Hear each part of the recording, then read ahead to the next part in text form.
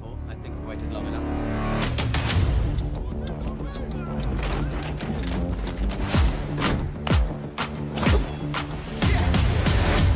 The difference between what it means to be good when you're trying to be epic. No, you don't gotta believe in me, nothing can stop me, I already said it. I'm taking everything they stole from us. You got your problems, I'm a whole nother. I'm giving people something to believe in, I'ma show them freedom like a bolt cutter. We gon' fight back. Yeah, we breaking chains over here. And you can stay over there. Cause this is revolution mixed with execution, we insane over here. We taking over, making no excuses. They can't control us when they only shooting blanks. Don't obey the rules, we go against the grain. We fight the system until no one is enslaved. I'm defiant, I rise in a crisis. I know what the price is. I'll show them what a fight is. I'm the leader of the pack. I'm here where you at. Set the flame, light a match. I will fight back. I'm the leader of the pack. I'm here where you at. Set the flame, light a match. I will fight back.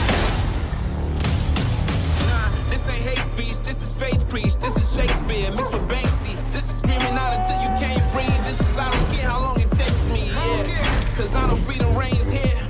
Already overcame fear. So if I wanna see it, then I gotta be it. I'ma be changed. I'm defiant. I rise in a crisis. I know what the price is. I'll show them what a fight is. I'm the leader of the pack. I'm here where you at. Set the flame, light a match. I will fight back. I'm the leader of the pack. I'm here where you at. Set the flame, light a match. I will fight back. I'm the leader of the pack. I'm here where you at. Set the flame, light a match. I will fight back. I'm the leader of the pack. I'm here where you at. Set the flame, light a match. I will fight back.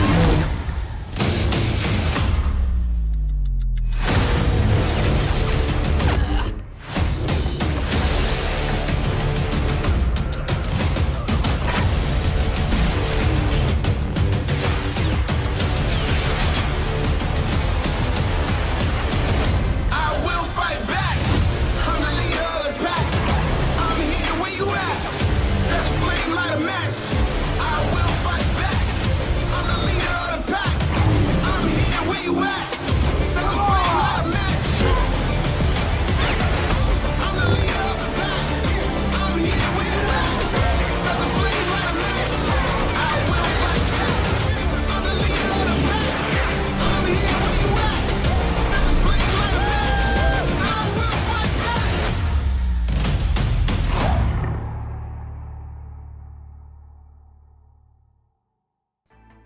What is going on, everybody? Anthony here, 6 Scale Mafia, Tales of the Dark Side 92.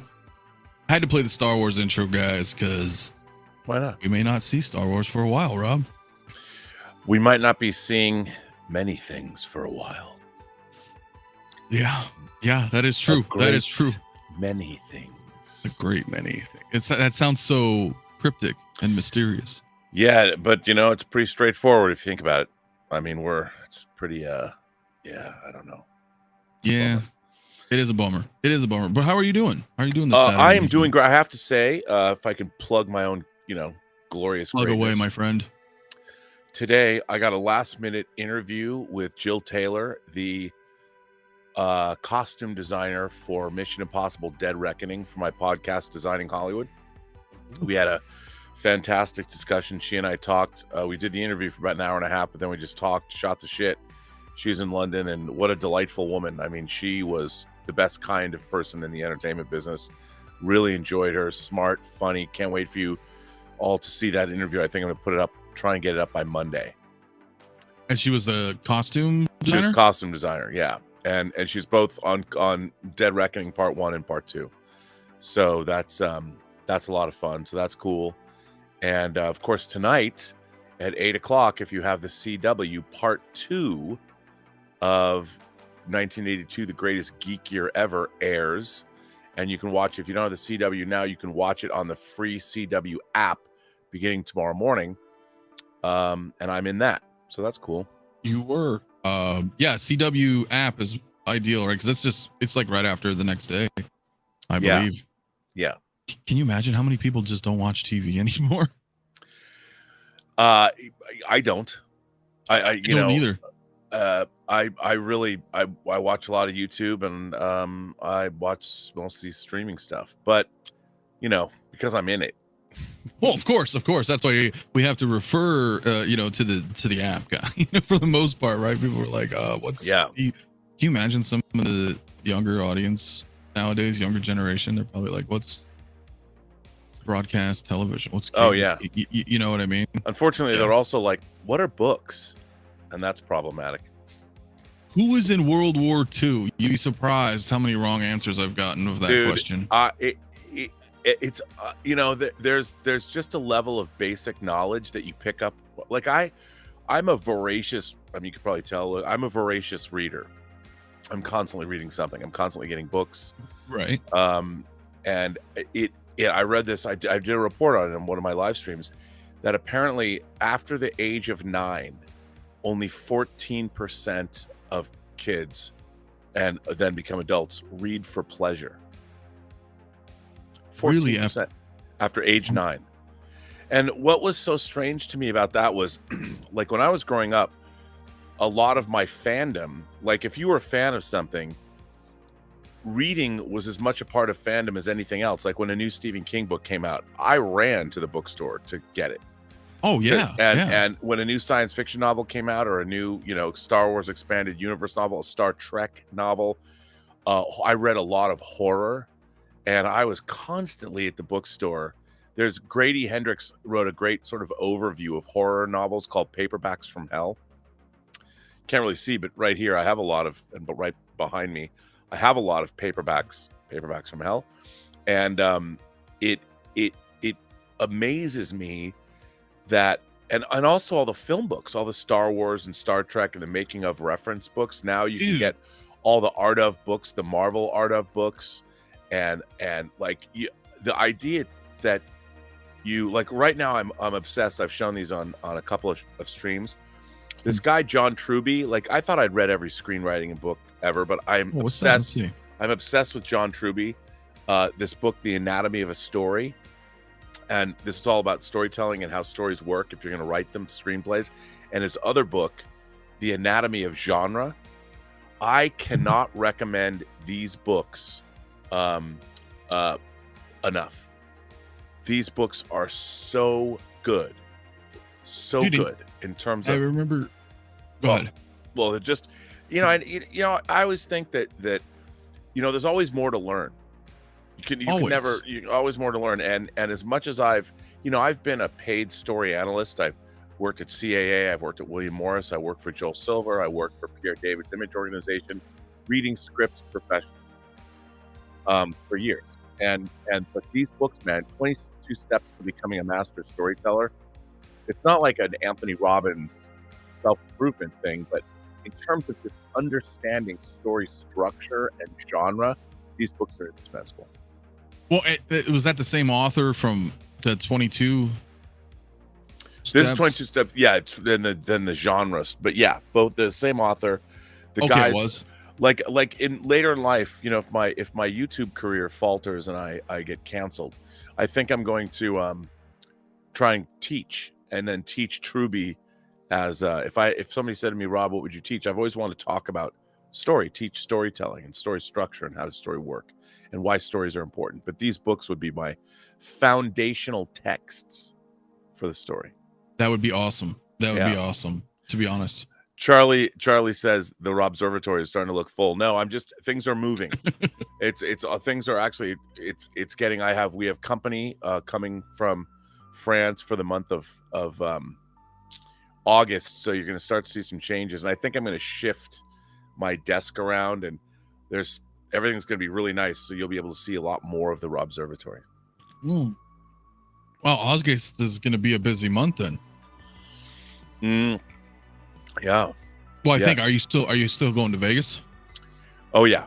No, I'm totally going to go to Vegas, and just because I want to see what you're showing. What's Exo6 going to unveil? Me. I'll be there for 6 days. Yeah, I'll tell. Can I take the sheet off your head? And we're now unveiling Anthony. Be like, oh, it was this guy all along. No, what up, dude? And welcome, right. Anthony, to Star Trek Las Vegas, the 57-year adventure, wherever we're at now. It's gonna be fun though, yeah, because I mean we'll do the booth. We do have some stuff to show off. Obviously, you and I can hang out. We'll see some other people. Nanjan's showing off some stuff, man. He keeps dropping some like amazingness. Yeah, there's a lot in store. There's a lot in store, dude. But you know, I would he flat out said we're making 5 Wrath of Khan figures. He just posted that the other day. Yeah. Did you see? So the video I did earlier the year, we put up the Wrath of Khan tees. No, I didn't see that. You did not see that? Yep. Oh. Should I bring it up? The answer to that question is yes. Oh. Yes. Okay.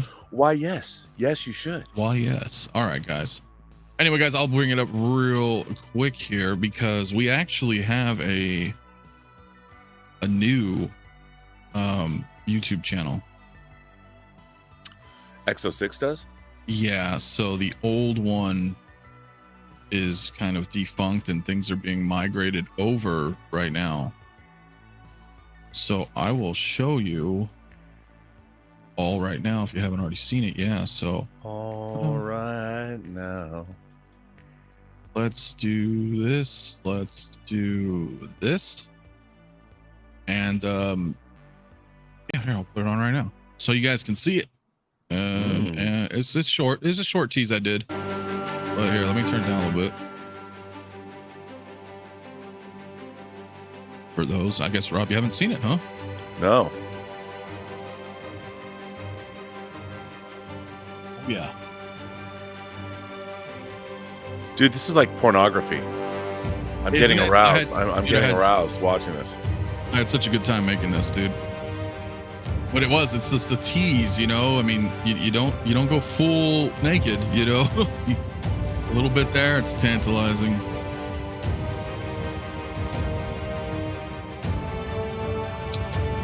And that's a wrap, my friend. Dude, I just jizzed in my pants. Jizz in my pants. Oh, yeah. I remember that stuff, dude. Remember that? Oh yeah. That's funny, dude. That is freaking hilarious. But no, yeah. So it'll be cool. It'll be cool if anybody out there is in Vegas and you're going to Star Trek Con. Dude, you can put Saavik in the center seat, you know, and then everyone can surround her. Or you can do Kirk in that with that. There's a publicity pose when he's kind of leaned forward in the chair like this and put everybody behind him. Yeah. Put him in those environmental jackets. And you know, that's Kobayashi Maru, man. That's where it started. It's true. When they knew what Kobayashi Maru was and they didn't make it stupid. Yeah. We don't talk about that. Or we do. Yeah, they do. But, yeah, I know. It's how dare I not show this in the Discord? Bro, I showed you this and it's on X06 YouTube channel. I shown you this, didn't I? I really swore I did. But anyway, whatever. But yeah, I know exactly. So that's gonna be really fun, dude. I can't wait. That was also 1982. Speaking of the show you're working on. Well, tonight's William Shatner is on tonight's episode, and Star Trek 2 is dealt with. We definitely. That's what we need to watch. That is what we need to watch. Man, the new X06 channel, Derp. I probably should have said that, so I'll just post a link for you really quick.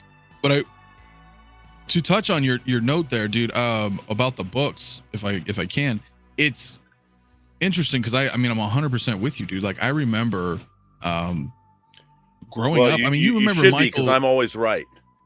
Well, yeah, we'll say it.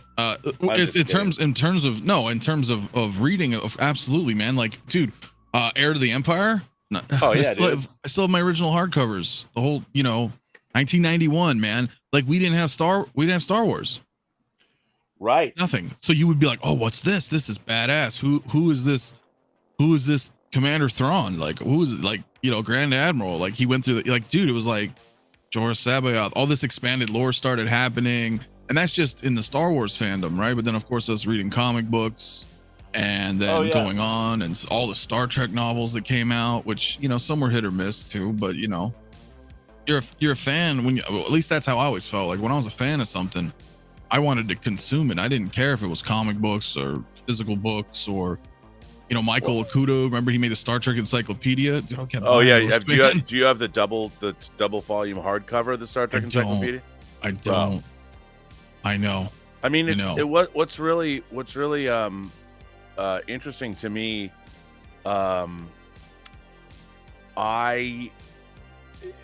Again, to me, books were like the great science fiction stories were coming in book form. Same with the great epic horror stories. I mean, movies and TV stuff were great, but to this day, they're so far behind our media science fiction. And you can get epic stories in books that they can't even attempt in TV or movie form because they don't even know how to write like that. So no, they don't. This is a good question, by the way, that I'll bring up in just a second, because it's kind of funny that CT, my man, says any man with a 6 scale Snowspeeder cannot be wrong.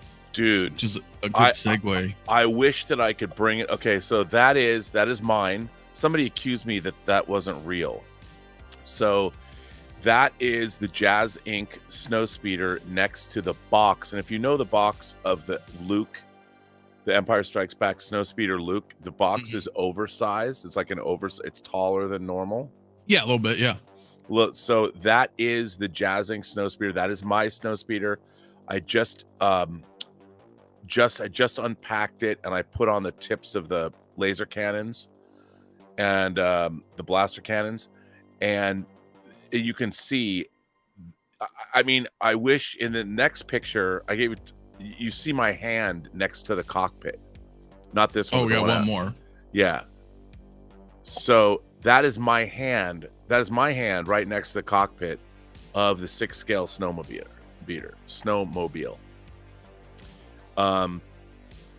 How amazing is that? It's huge, dude. It's so big. I can't even. It's hard to explain, and you can't see it on that. If you go back to the bigger pictures, the flaps open up as well. The flaps, and you can also open up and access some of the panels on the wing. So some of those panels open, the flaps open, and there has been there's flaps on the back that's attached via magnets. And of course, you got the gun. You got the gun back there. The cockpit lights up, and there's these really sturdy doors on the bottom. And you open the doors, and then the landing gear flips right out. So it's sitting on the landing gear right now. And then it comes with these lucite, like these legs. And I got to tell you, I've got to buy that. There's a. I was like, how do you possibly display this? And Bob Dylan has, or I guess he already has it, but there's this company that you told me about and Bob told me about, that the guy makes wall mounts for both the Stronghold displays. They're beautiful. And I think the only way to display this effectively is what you do is it's like how you have a flat screen TV mounted to the wall. It's basically you got a wall mount, and then it comes out and it sits on the wall mount. You screw it in. It screws in where the stands go, and it'll be held up by the wall mount. That's the way to display it. Yeah, dude. And the cool thing with his too is that like the plate on the wall is like the Rebel. Yeah, it's the Rebel insignia. Icon. Yeah. And then he has the one for 89 Batwing. Same thing. It's the bat symbol on the wall. And, I mean, you have to have studs. You know, you got to mount them into the studs. There's two right here, guy. What are you talking about?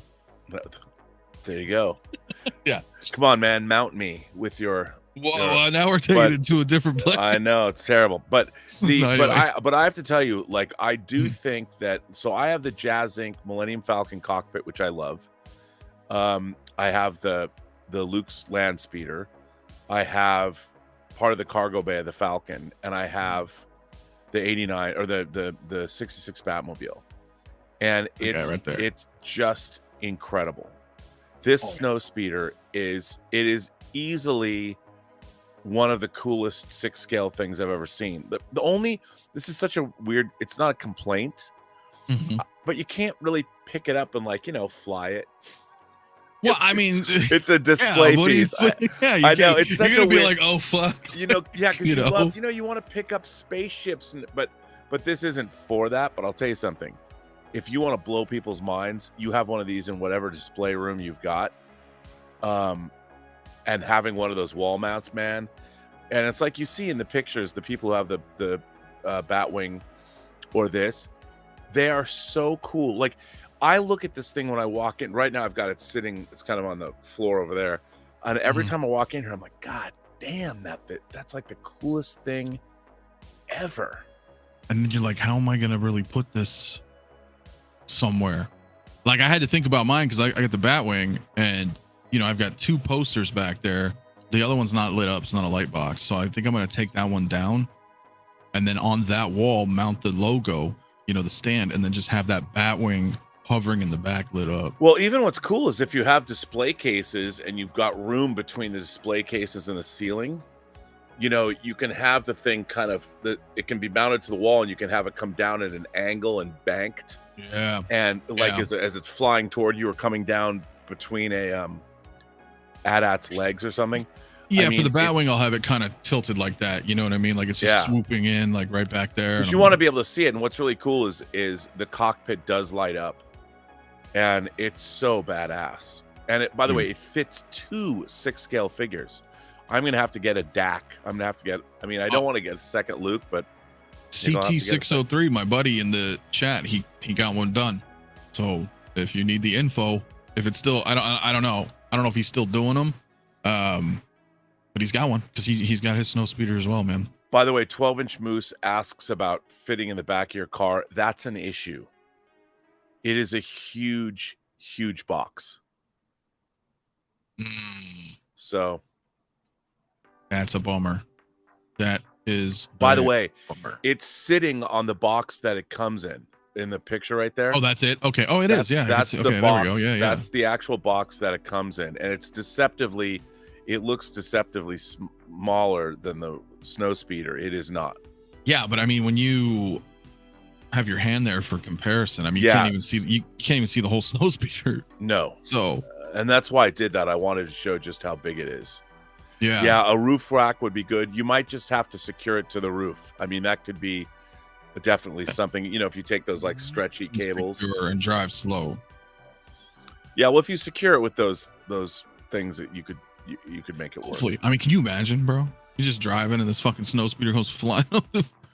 I know. You'd have to use like 6 or 8 of the secure things, and yeah, you definitely lock it down. But dude, that's freaking. But you can see. I mean, you can see through the cockpit how detailed that cockpit is. It's awesome. Yeah, I really thought about getting it, but then it was like that or the Batwing, because I don't want to. There's no way I could do both. You know what I mean? There's just no way. It's. Bungie. I don't know. I love Star Wars, but 89, man. I mean, that's my favorite Batman. Yeah, and that Jazz. I mean, they're doing such a cool.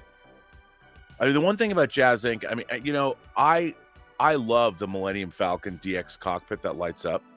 And when you, because I've seen like Denobi complained about it, so no, it's not entirely accurate. I'm like, look, it's third party.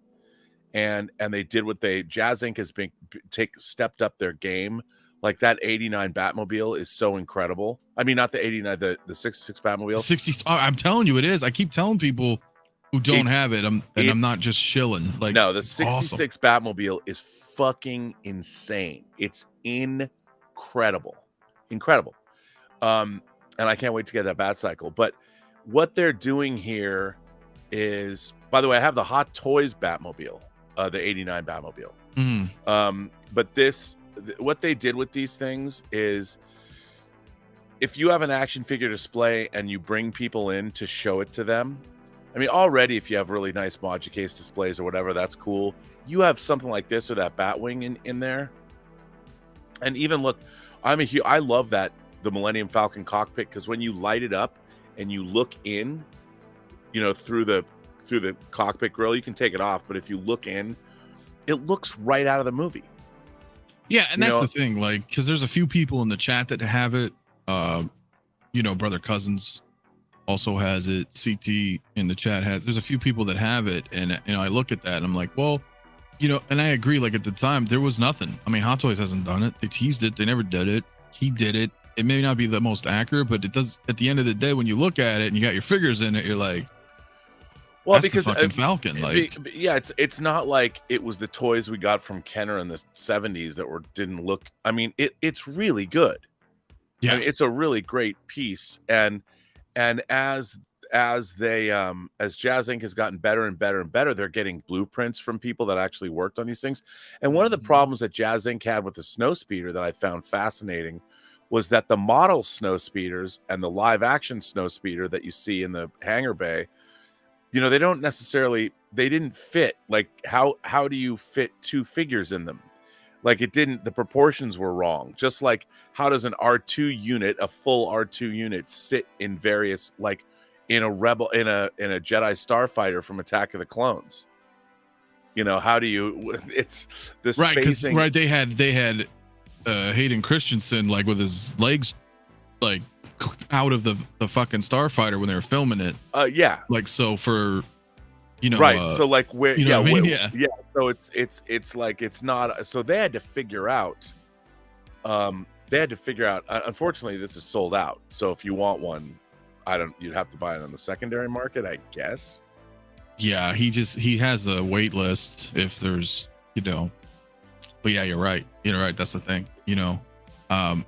And that's just how it is. I mean, it's not as bad as Obi-Wan. I mean, shit, what they tried to put 4 people in a damn Snowspeeder in that TV show.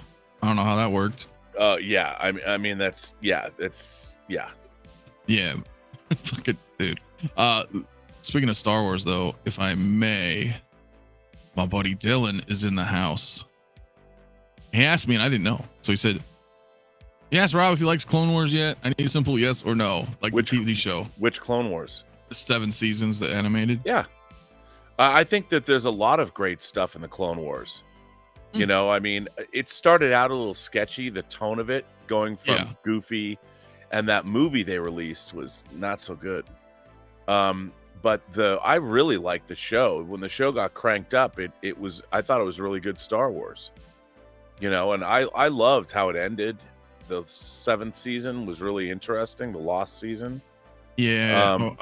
I really enjoyed it. I thought it was great, and I like Rebels too. That's what they keep telling me. Like we need to finish. I've seen 6 seasons of Clone Wars over, whatever. Never finished it. And they're like, you got to watch the last. Oh, dude, the last season's really. It's just really interesting. I mean, it does things. Look, here's the thing. I'll admit this. I think the Mandalorian's fine. I think it's lackluster, and I think it's all of the Mandalorian. There's been some really good episodes, like that episode with Bill Burr, and they infiltrate. That was a great episode. Like that scene when he's talking about what he had to participate in, and he kills the Imperial officer. Brown eyes. Yeah, I mean, and I just think the Mandalorian. It seems like a more sophisticated Saturday morning cartoon show. And I've been disappointed. I mean, the Mandalorian, and I say this, I hope people understand the tone of it. I would have liked to have seen a tone more like The Expanse, a serious Star Wars Western. But it's so basic in terms of its storytelling and its plot. And I thought the 3rd season of Mandalorian was god awful. Just awful. I'm with you. And I watched it, and I like all this. I want the Mandalorian to be good. Everybody wants it to be good. But that 3rd season, I was like, who wrote this? I know Favreau wrote it, and I don't want to bag on what people like, but it's awful. And I couldn't. Boba Fett and Mandalorian season 3 are like, what? Come on, man. You all need to read a few more books. Like, pick any Star Trek or Star Wars expanded universe novel.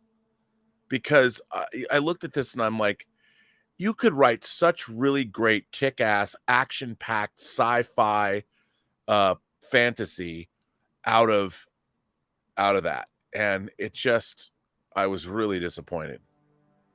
I was too. I agree with you. Like Mando's cool. There's some good episodes, but then season 3, I kind of was like, I don't know, man. And when you say the Expanse, bro, that's since day one. Which I haven't watched the last season. I've been so busy, but I was watching it since day one and read the Leviathan Wakes. Yeah. And the books are badass. And then the show was like that tone, like you're talking about. You know what it reminded me of was Ronald Moore's Battlestar Galactica. Yeah. Well, and you look at. I'm not saying you have to go that grim dark, with it. Sure. We don't have to go too dark. No, it shouldn't be dark, but it should be at least competent. And you look at Mandalorian, and I really feel like I was watching. It perplexed me because Dave Filoni's involved, and I really like Clone Wars, and I expected at least that level of seriousness and competence. But like, yeah, I agree with Amir. Mando season 3 was just one long series of side quests, and it's like, why? And I'll give you a perfect example of everything wrong with the Mandalorian in one shot. When he first goes to see Bo-Katan in season 3, and he spends all this time walking down that long corridor where she's just draped over her throne. Who does that? He lands, you see her on the throne, and he walks up to her. But you're watching this really long, he's going by this the LED wall, in the volume stage that he's walking to, and like, why am I watching him walk?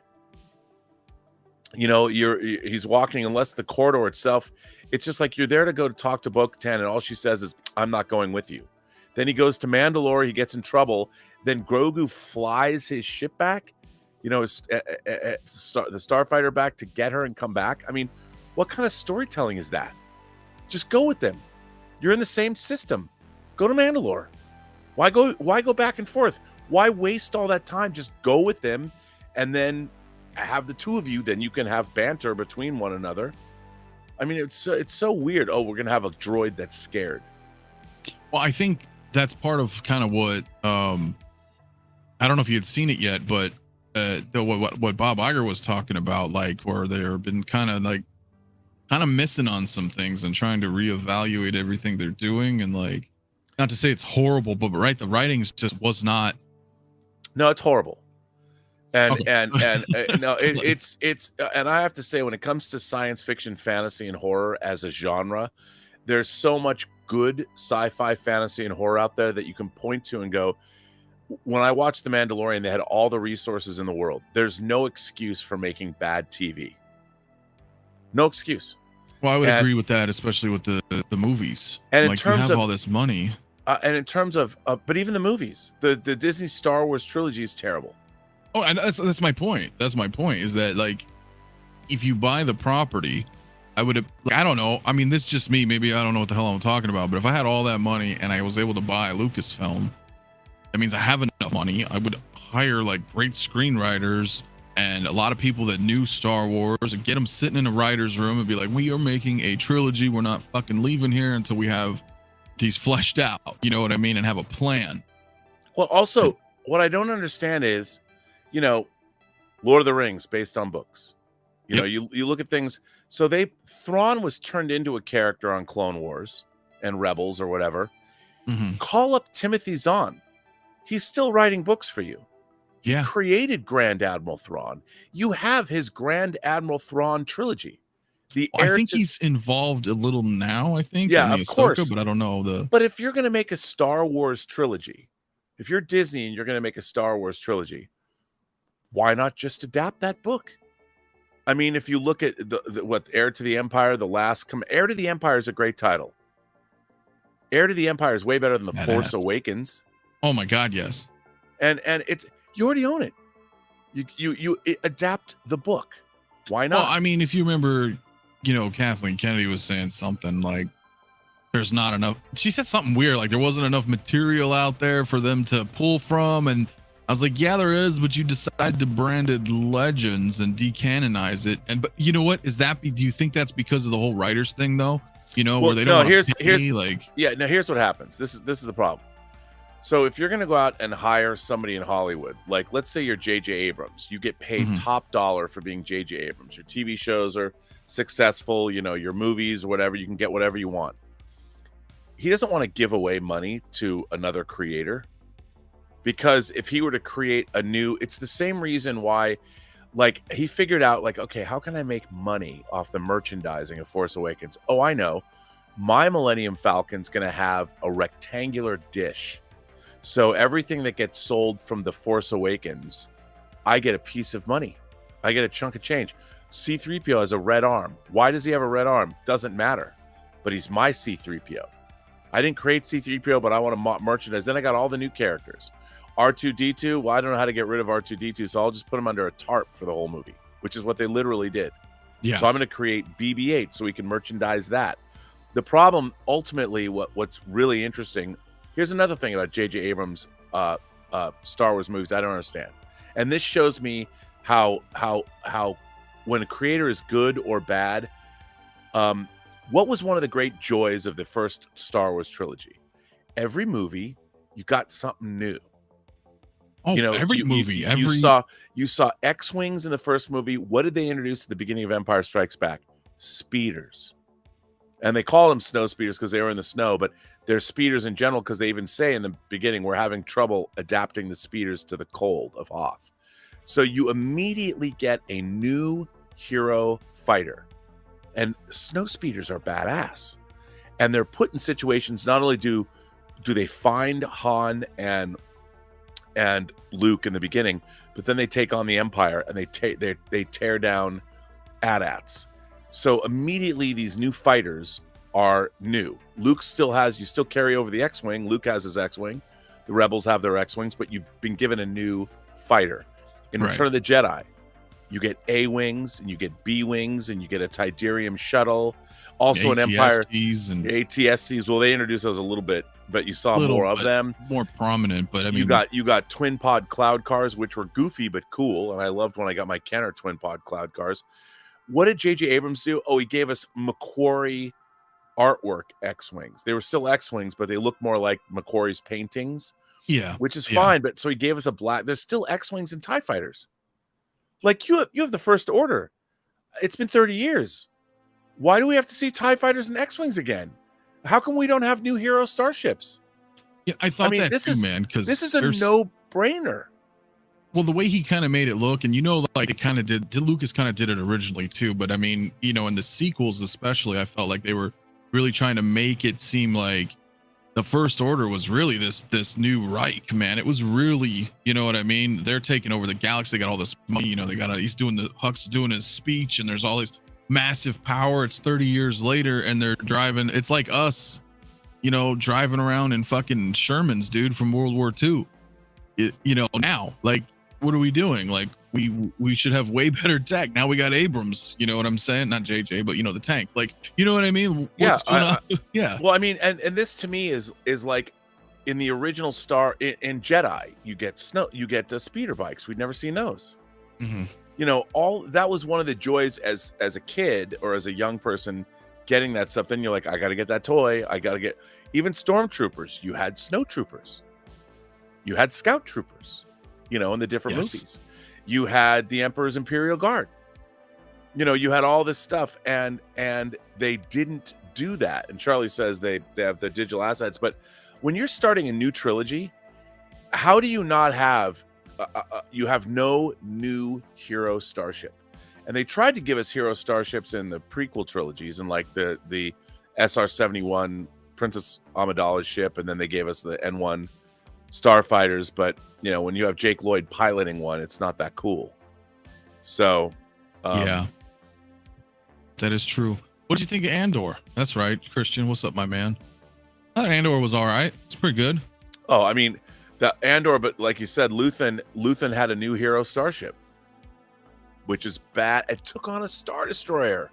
Yeah, I mean, and where's that toy? We got nothing from Andor, bro. Nothing from Andor. I would buy a Luthen figure. No hot toys from Andor. And Mon Mothma is going to be in Ahsoka. Give me Luthen and Mon Mothma. I'd put those proudly up on my shelf with Cassian Andor. Now, Andor to me was a little boring at first, but as I started watching it, in my head, this would have been, and this is the weird part because you and I are probably, we're rare, we 14%, I guess. People who read books that, I was watching Andor. I was like, this would have been a good book. Like, yeah, I could have sunk into it better as a book. Yeah, that's what it felt. And something happened to Rob, guys. So he'll probably be back, likely. I guess we'll segue. Let's hit that like button. Subscribe if you're new to the channel. Shout out to everybody in here. Rob should be back shortly. I don't really want to continue talking about that until he is back. So I guess I'll say what's up to some of you guys in the chat for the moment. I didn't really say hello to everybody, but I appreciate it. Luther would be a waste of plastic. I mean, I don't know, Dyson. Maybe some people really, enjoy it. Movie canon also. What's up, man? Thank you for coming through. AJ saying I liked Andor, but I wish they would have kept the Empire line in it. Yeah, no, I liked Andor. I did. Yeah, at any time, right? Yeah, Rob got force choked. I mean, it happens anytime because they know when Rob speaks ill of their property.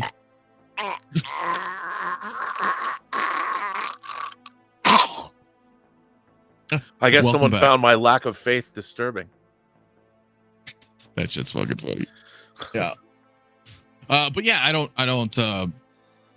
lost my train of thought on that shit. But well, no, I mean, to your point, they just didn't do anything with it. I don't mean to be a hater, but you know what's really interesting is if you look at Star Wars and Empire Strikes Back, those two movies are two of the finest fantasy films ever made. Yes, and the imagination. Oh, nice. Amir's doing his 𝗕𝗘𝗢𝗕𝗥𝗢𝗢. That's a tough kit too to make work, but those movies are so fantastic. And if you go back and you look at Star Wars and Empire, especially Star Wars, in terms of its world building and how it sets up all the characters and everything, it's a brilliant piece of work because all the people that were making those movies, I'll tell you something, the people that made Star Wars, they were all like fucking hippies. They were all counterculture people that came out of the 60s with crazy dreams. I mean, they were going to go shoot Apocalypse Now during the Vietnam War in Vietnam. That's how crazy they were going to be. So all the people like that were in San Francisco, Coppola's whole group, all the people from American Zoetrope, these were all people that had read. You know, George Lucas was a hot rodder, you know, racing cars. And so you had people that had lived or that were living life. So when they're dealing with characters, like, okay, how do we build characters up? They need to make you believe in them. So you do. Like, we literally see Luke doing his chores. Like there's even a scene where he's cleaning R2-D2 off. Well, you boys got a lot of carbon, or you got a lot of carbon scoring here. You boys see a lot of action, you know. And then, I mean, nowadays somebody would get rid of that scene. Oh, you don't need that scene where Luke is cleaning R2 when he finds. Right, they're like, we don't need character development. We just need CG in the background and some schlocky. Yeah, I mean, it was, and it's so weird because I wonder, do people know?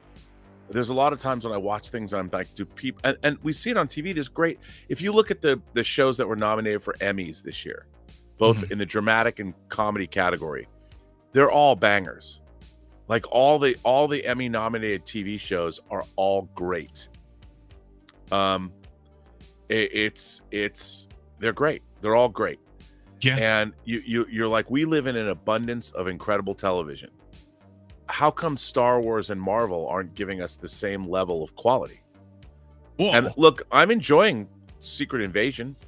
Is it the greatest thing in the world? No, but it's decent. There's I wish the direction of it's better. I think the show's a little flat. If it had better direction, it all kind of feels like the same to me, as opposed to having peaks and valleys and the big set pieces. But you know, I'm enjoying it because at least it picked a tone and it's serious in that way. Yeah, it definitely has that kind of more tone for us rather than geared towards a younger audience. Yeah, like, I mean, I watched She-Hulk and I thought to myself, I don't even know what this show is supposed to be week to week. Like, if they had just given us, you've got how many legal procedurals on television? Give me a legal procedural. Jennifer Walters gets hired by a law firm. They deal specifically with superhero cases. And every week you have to deal with that. It could have been a great show because it could have been an exploration into the Marvel universe. If there's a universe that has superheroes and superheroes are constantly involved in our altercations where the public can get hurt or our superheroes can do things, or I mean, it could have been a great show that was a lot of fun, that was also serious, that was actually kind of like, I'll give you an example. The Boys. I watched The Boys. I mean, The Boys is one dark TV show, but it's made for adults, and it's dealing with adult subject matter, not just because Homelander jerks off on the top of buildings, but I mean, not necessarily that adult, but you know what I mean? It deals with the relationships between, like, there's that great scene between Giancarlo Esposito and Homelander when he has that conversation. He tells Homelander, we are a pharmaceutical company. You know, we're not a superhero company. And you're watching these two actors. This is a really serious, dramatic scene. And you're wondering, is Homelander going to use his heat vision and just take out Giancarlo Esposito? And it's a great dramatic scene that's dealing with adult concepts. Even though it's a superhero show, nobody would be like, only that's superheroes are just for kids. Well, not if you watch the effing Boys, it's not. I mean, oh my God. But the rest of the show, it's not just gross for gross sake. There's a lot of really interesting, dramatic stuff going on within the world of The Boys, which is why that's why fans like ourselves, if you're a genre fan, you're getting great entertainment. And what I don't understand is there's so much great entertainment around. And we've had, since Star Wars came out 46 years ago. We've had so many great, everyone's got their 10 favorite, whether it's Lord of the Rings or whether it's Blade Runner or whether it's Star Trek II, The Wrath of Khan, or Back to the Future. I mean, even Back to the Future, which is a family-friendly 4-quadrant movie, has a brilliant screenplay.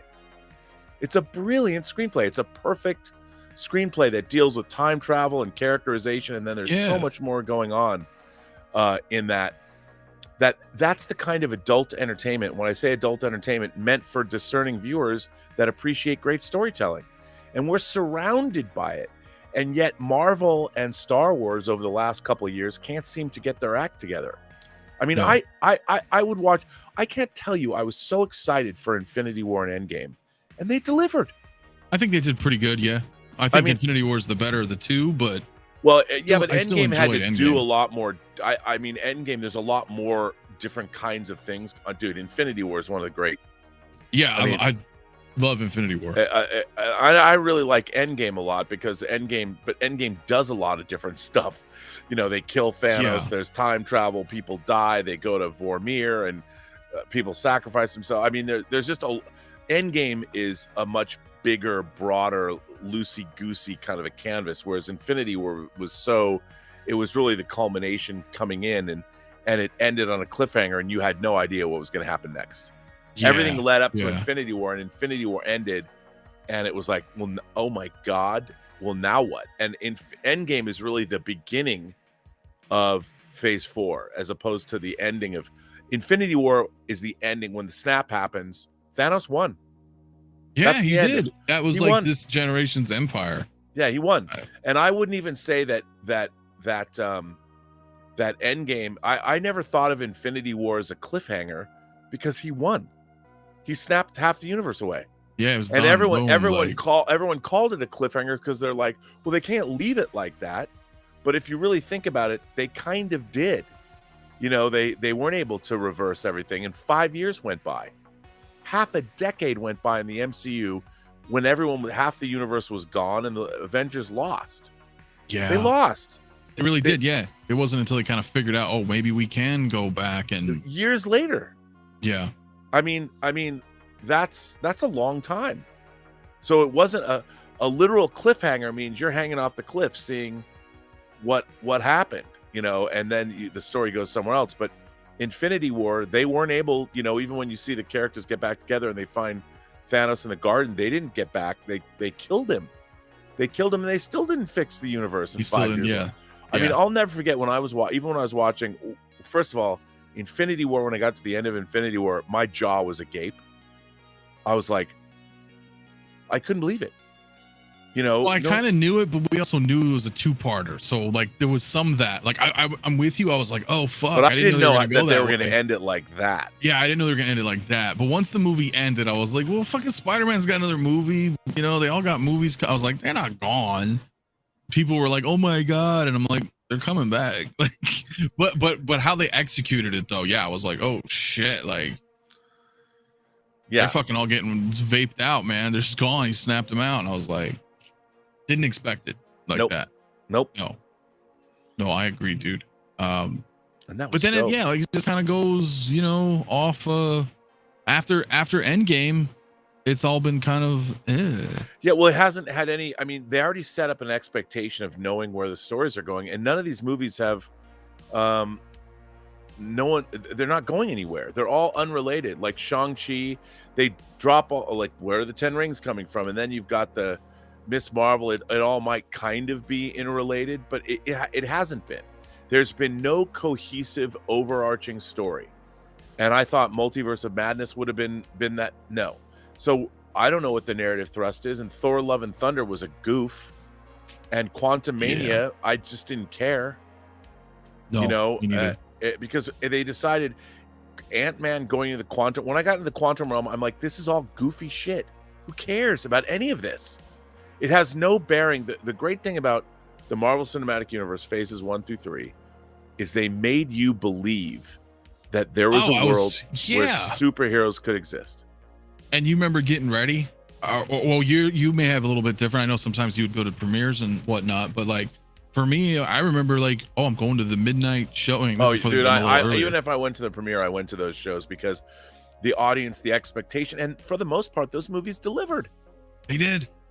I mean, the first couple Thors were, they're okay. Well, I think the first, but the thing is, people forget one of the things about the Marvel Cinematic Universe that was crazy. I was like, if you watch Iron Man 1, it's a pretty down to earth, contained story. Yeah, I love it. Still love it. It's so great. But when you get to, like, I was like, okay, well, how are they going to make Thor and Captain America work in the same down to earth universe as Iron Man? And they did it. They made it work. They did it. And in 2012, when I was sitting I was watching Avengers, and I was with a bunch of my friends. And I was sitting in the theater, and about halfway through Avengers, I was thinking to myself, how the fuck does this movie even exist? I mean, if you had asked me when I was watching X-Men in 2000, and you said, you know what, dude? In 12 years, there's going to be an Avengers movie. I would have said, no way. You can't just make an Avengers movie. No one knows who these characters are. You'd have to establish. And if you think about it, so in 2008, when Iron Man came out, the Avengers comes out in 2012. There's only 4 years between Iron Man 1 and the Avengers. It's crazy. Yeah, it's not a lot of time if you think about it. And when you watch Avengers, I'm like, I couldn't believe it. The Hulk rampaging through a SHIELD helicarrier. Like, are you kidding me? Like, I felt like somebody who's read comic books my whole life. I'm like, I can't believe that I'm seeing this on I felt the same. I was like, I was just like, oh my God. Even before, incredible. Like little shit. You were like was it Thor? It's been a while. But I was like, was it Thor? What fucking movie was that? I was like, is that Hawkeye? You know what I mean? You started, that was prior. Yes. Weird shit like that. You were like, oh, look. And then at the end of whatever fucking movie, I forget, the hammer is in the desert.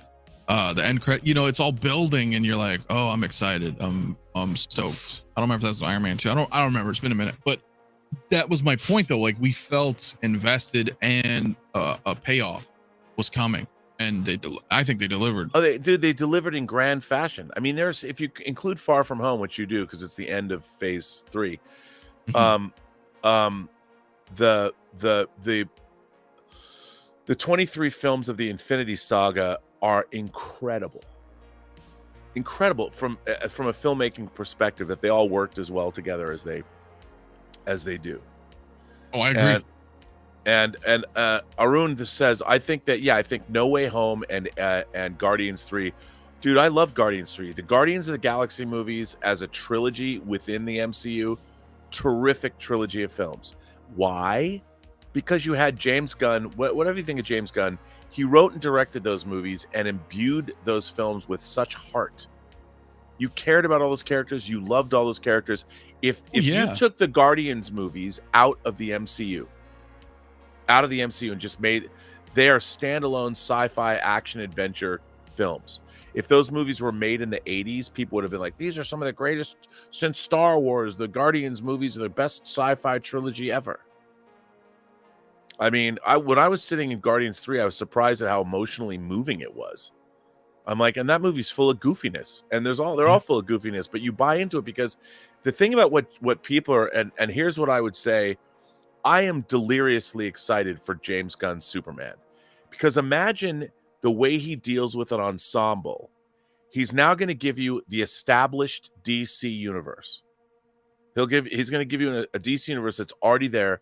It's not going to be like anything you've ever seen. It's not going to be like the Snyderverse. It's not going to be like Nolan's universe. It's not going to be like anything. It's going to be his own. It's going to be his own thing. But what it's going to be like is it's going to be like reading a comic book version, like a great DC comic book with all these characters in it that you like, and all the characters are dealt with in interesting ways, but you're still going to get an incredibly classic Superman story. Well, and I think with him too is that, you know, because he did the Suicide Squad. Yeah. And obviously Guardians of the Galaxy. They have that. Well, Suicide Squad obviously had a darker kind of tone. But it still had, dude, it made you feel for King Shark when King Shark's looking out the window of that bus and he sees like that couple making out. He's like, oh, I'm never gonna have that. Well, but that's the thing. He's more lighthearted in a way. You know, even though they were kind of going tonally with the darker thing with Snyder and everything. Yeah. But I think this reboot, he's gonna try to do. I'm not gonna say all bubbly like Marvel, but definitely more superhero, like we talked about before. That it's not gonna be so. No, I think it's gonna. No. I think it's gonna be like a 40. In a way, it's gonna have the same sensibility of a 40s screwball comedy in a way, and not that it's going to be a comedy, but when you have like powerful women like, well, tell me what you want, chief, you know, I'm going to get on it, I'm your best reporter, right? You know, and stuff like that. It's not going to be goofy. What it's going to do, I don't think it would be goofy. Yeah, it's going to give you a lot of different tones and flavors like the real world does. And you know, I watched this, I was really looking forward to this movie on Netflix called The Outlaws with Pierce Brosnan and Ellen Barkin as this guy's getting married, and his wife to be's parents are bank robbers. And I was really looking forward to it because I love Pierce Brosnan, I love Ellen Barkin. I hated it. Really? I hated this movie because all the characters in it felt like they were movie people, that it was written and directed. There was no shred of reality in it. Everybody, like the main characters' co-workers, were everything that came out of their mouths was funny and witty, and it felt like everything was written to be the most it was just everything was dumb. Everything was dumb about it. And I'm like, if you made this along the lines of something like I Love You Man or The 40-Year-Old Virgin. I Love You Man. That movie was cool, man. I Love You Man and 40-Year-Old Virgin are two comedies, and also what's the one with Mila Kunis and homeboy, you know, the singer. God, I forget what it's called. But this was a comedy where nothing worked. Nothing was funny because it all felt forced and made up. But it could have been really. No, even Ted, like, okay, a good example.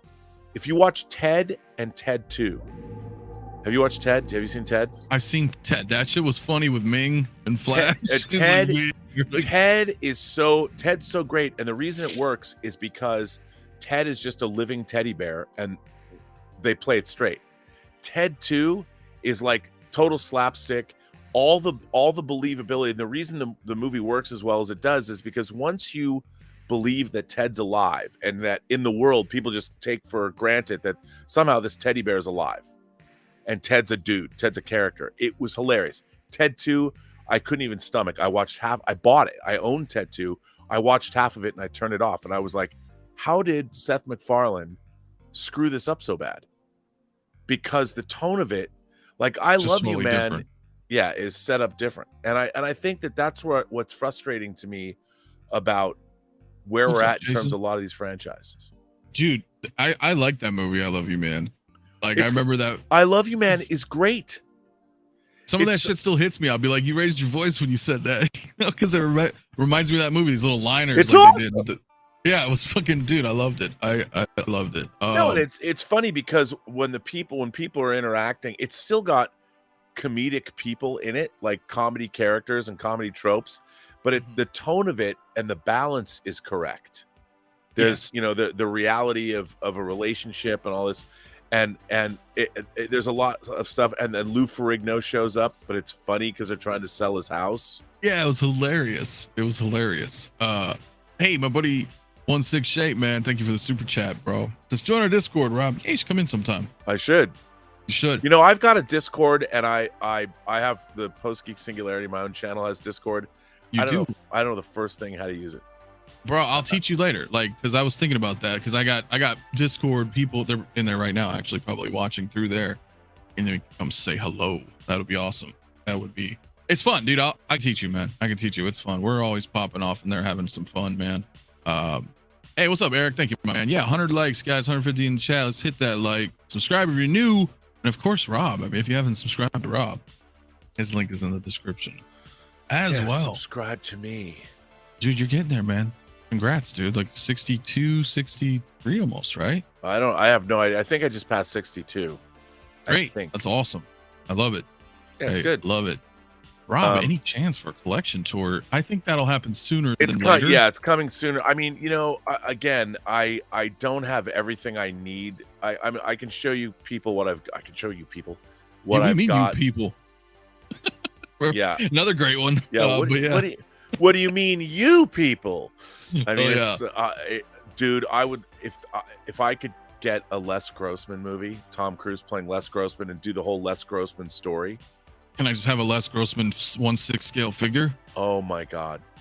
Well, I have a third party. I have an Ethan Hunt figure right there, which I gotta. Let's say I gotta move him. See, all of these characters that are just filling my shelves need to go where they belong.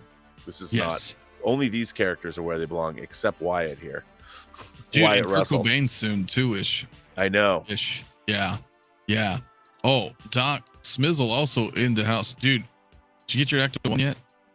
There's because they're coming, and I don't know about you either, Rob, but I didn't order one of the new ones. Oh, I you know, like I told you, I ordered an Ecto one from Toys Wonderland, and then the shipping was $1,500.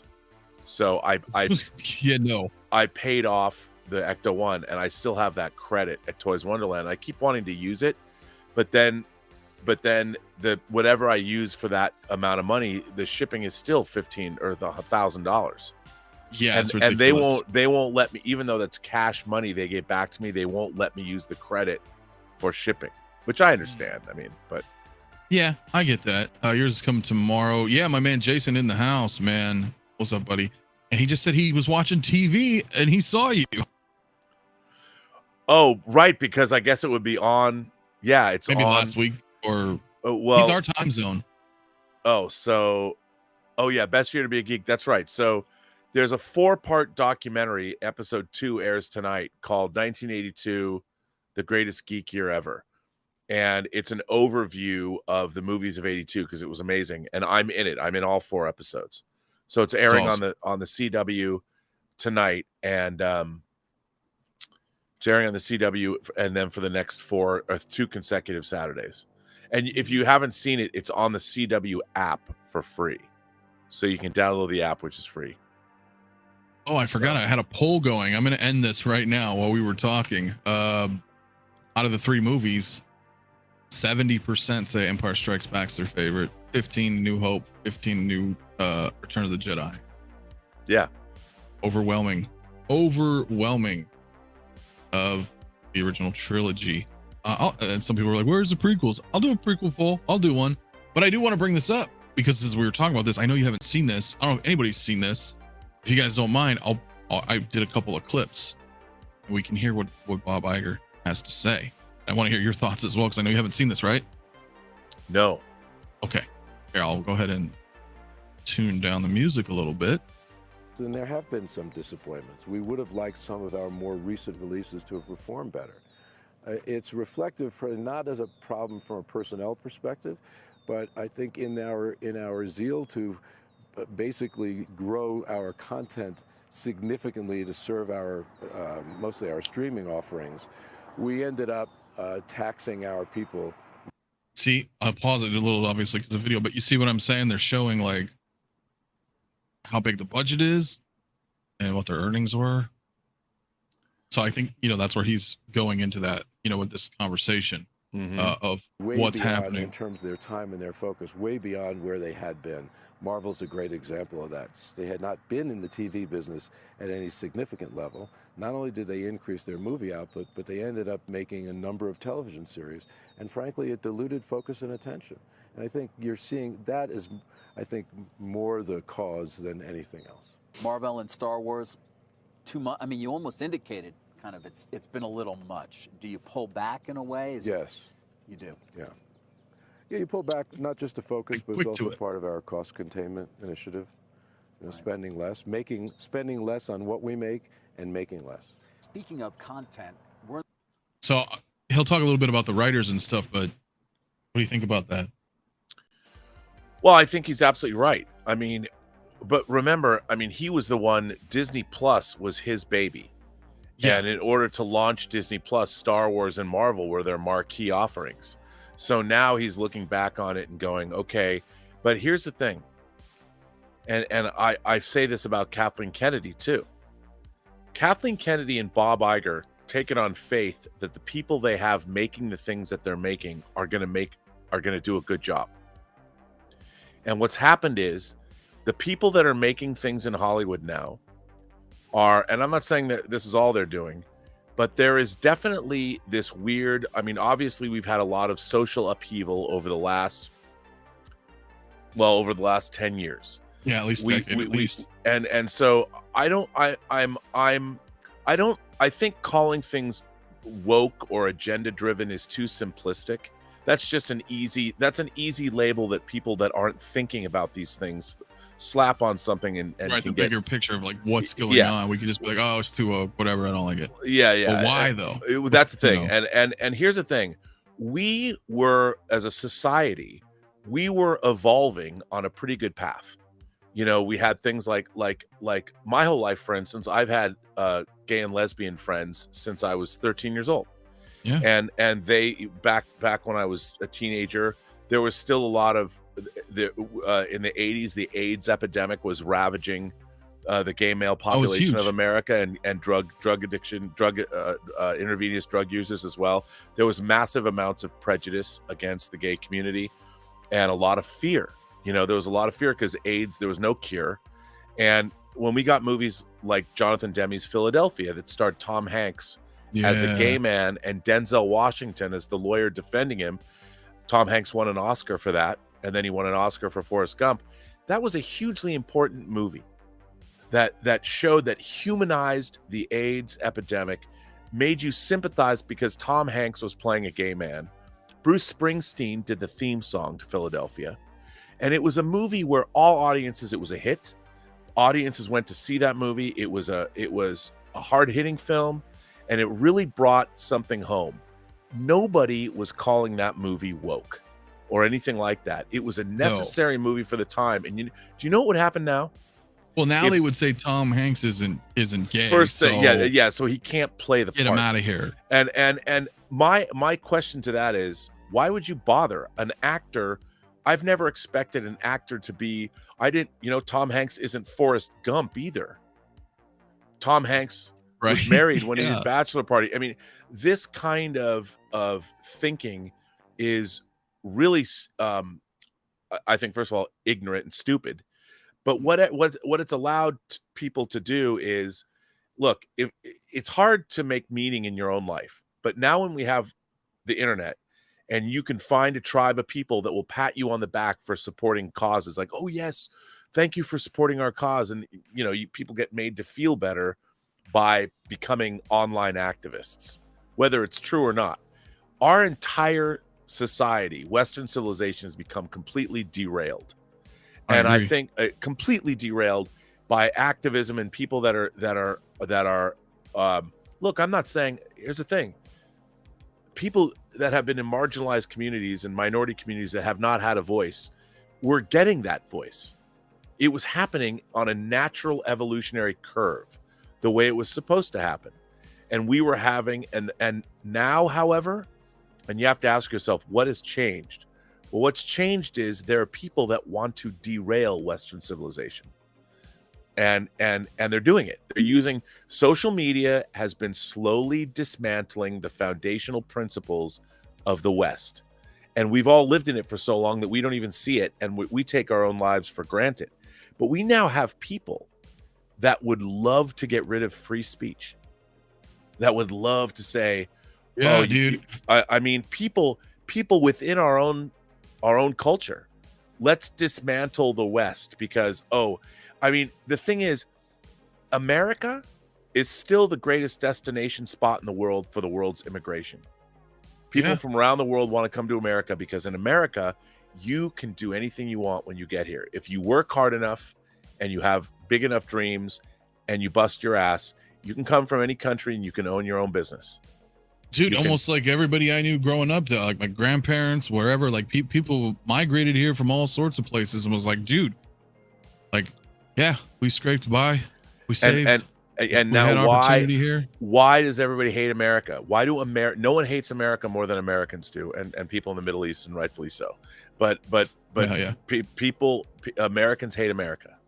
Just like no one hates Star Wars better than Star Wars fans, or no one hates Star Trek as much. Well, that's the question is why? And now you have all these because everybody wants to look. Let me bring it back to storytelling and this book, The Anatomy of Storytelling. The great things about why do we tell? You have to ask yourself, why do we tell stories? Why do we consume stories? Why do we watch stories? Stories convey human truths. The greatest stories are about people going through things that we can all identify. We might not have gone through the same things, but we identify with what people are going through because we understand them. Like when you watch It's a Wonderful Life, you know, and you see George Bailey wants to kill himself or whatever, and he gets shown how his existence has affected all of those people around him, and without him, how the world would be different. The angels show him, and an angel gives him a glimpse into the world without him. And we all the great thing about that movie is it makes us feel good. It's a Wonderful Life because just being alive, you sometimes forget how you affect the lives of other people. And how important all of our lives are. We don't even know sometimes because we're so wrapped up in our own whatever that we don't see how we've affected other people's lives. And nowadays, we've forgotten that. You know, if you think about it, in the entirety of the universe, I don't think we forgot about it. I think it's being eroded. Well, yeah, it is being eroded, but intentionally. Because you can't destroy Western civilization with bombs and guns because we have more than anyone else. But you can destroy the fabric of our civilization by pitting Americans or pitting people that should be on the same side of the fence against one another. And that's been done very, very well to us over the last 10 years. Yeah. And the question is how and why? The why is because there's a lot of people who have interests in dismantling Western civilization. And unfortunately, a lot of people have bought into it and been told how evil we are. Like, it's like I'm not saying that the police are infallible, but can you imagine if tomorrow they decided to dismantle the police across the country? It would be fucking chaos. The idea that Americans would float the idea that we should dismantle our police departments. That idea, and there's a lot of people that still believe that. I'm like, are you paying attention to human nature? I mean, already we have cities, and I used to think I was a left-leaning liberal Democrat. That's how I was just considered myself. But nowadays, I'm like, I look at my hometown of Seattle, and I look at what liberal policies have wrought. Yeah, let's just live and let's decriminalize behavior, because you know what? Ultimately, it's too expensive. It's all about profit. Dude, it really is. It comes down to policing. When you have a lot of people that suffer from mental health issues and are caught in the grips of addiction, it costs a lot of money to help those people, and there is no immediate return. Housing people and getting people that are addicted off the streets and getting them into treatment programs and housing them while they're in their treatment programs is very, very expensive. And there's no profit there. Well, it's the same reason they don't even want to reform, like not even reform, but like you kind of reform police in a way. you know, better, you know, other training, things of that. Like, no, they're like, we don't want to put money into this shit. Fuck it. Right. And by the way, to carry that also back home with movies and what's going on now with SAG and the Writers Guild is that now that all of these entertainment businesses are owned by corporations, and the corporations, all they want, movies are a product, entertainment is a product. And if they look at, what's really interesting is corporations don't know how to tell stories. So there's nobody like Bob Iger doesn't know how to tell a story. Kathleen Kennedy doesn't know how to tell a story, nor is she supposed to know. No, it's not her job. It's not her job. And what's happening is, if you look at Kathleen Kennedy's tenure on Star Trek, it looked good to hire J.J. Abrams Star Wars, to do Star Wars. I would have said, looking at Star Trek, I'm like, J.J. Abrams is the last guy you should hire. Yeah, once you saw it. To make those, but they did, because on paper it's like, oh, he made this movie for $175 million and it made 400 and something million dollars. That's not a really great that's not a great track record. And yet you look at this stuff, the problem is people no longer, you don't have the people that really know how to do their jobs the way people did in the days of yore. When now you've got everything is done by committee, every committee, that because that's the corporate way, you know. And movie making, you used to have one guy at the top going, yeah. It's like Alan Ladd Jr. Universal makes American Graffiti. They didn't think it was going to be a hit. Becomes a huge hit. George Lucas becomes a star. Did they want to make Star Wars? No.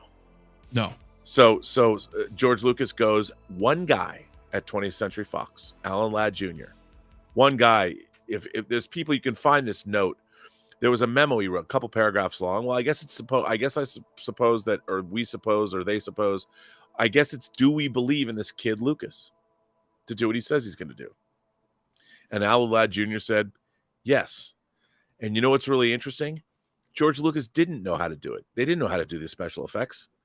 And it was a mess. The making of Star Wars, and a lot of movies are a mess, but because of the kind of people that were surrounding him, including his wife, Marsha Lucas, including Gary Kurtz, including John Dykstra, including all the people, the very smart, hippy-dippy people that started up at ILM, they figured that shit out. You had all these crazy creative people that all knew what they were supposed to do, and they were all smart. You know, and the people that weren't smart, if it wasn't working out, they were gone. Nowadays, it's a little harder to deal with because people are not as well-rounded, and I hate to say it, but our educational system is not what it used to be.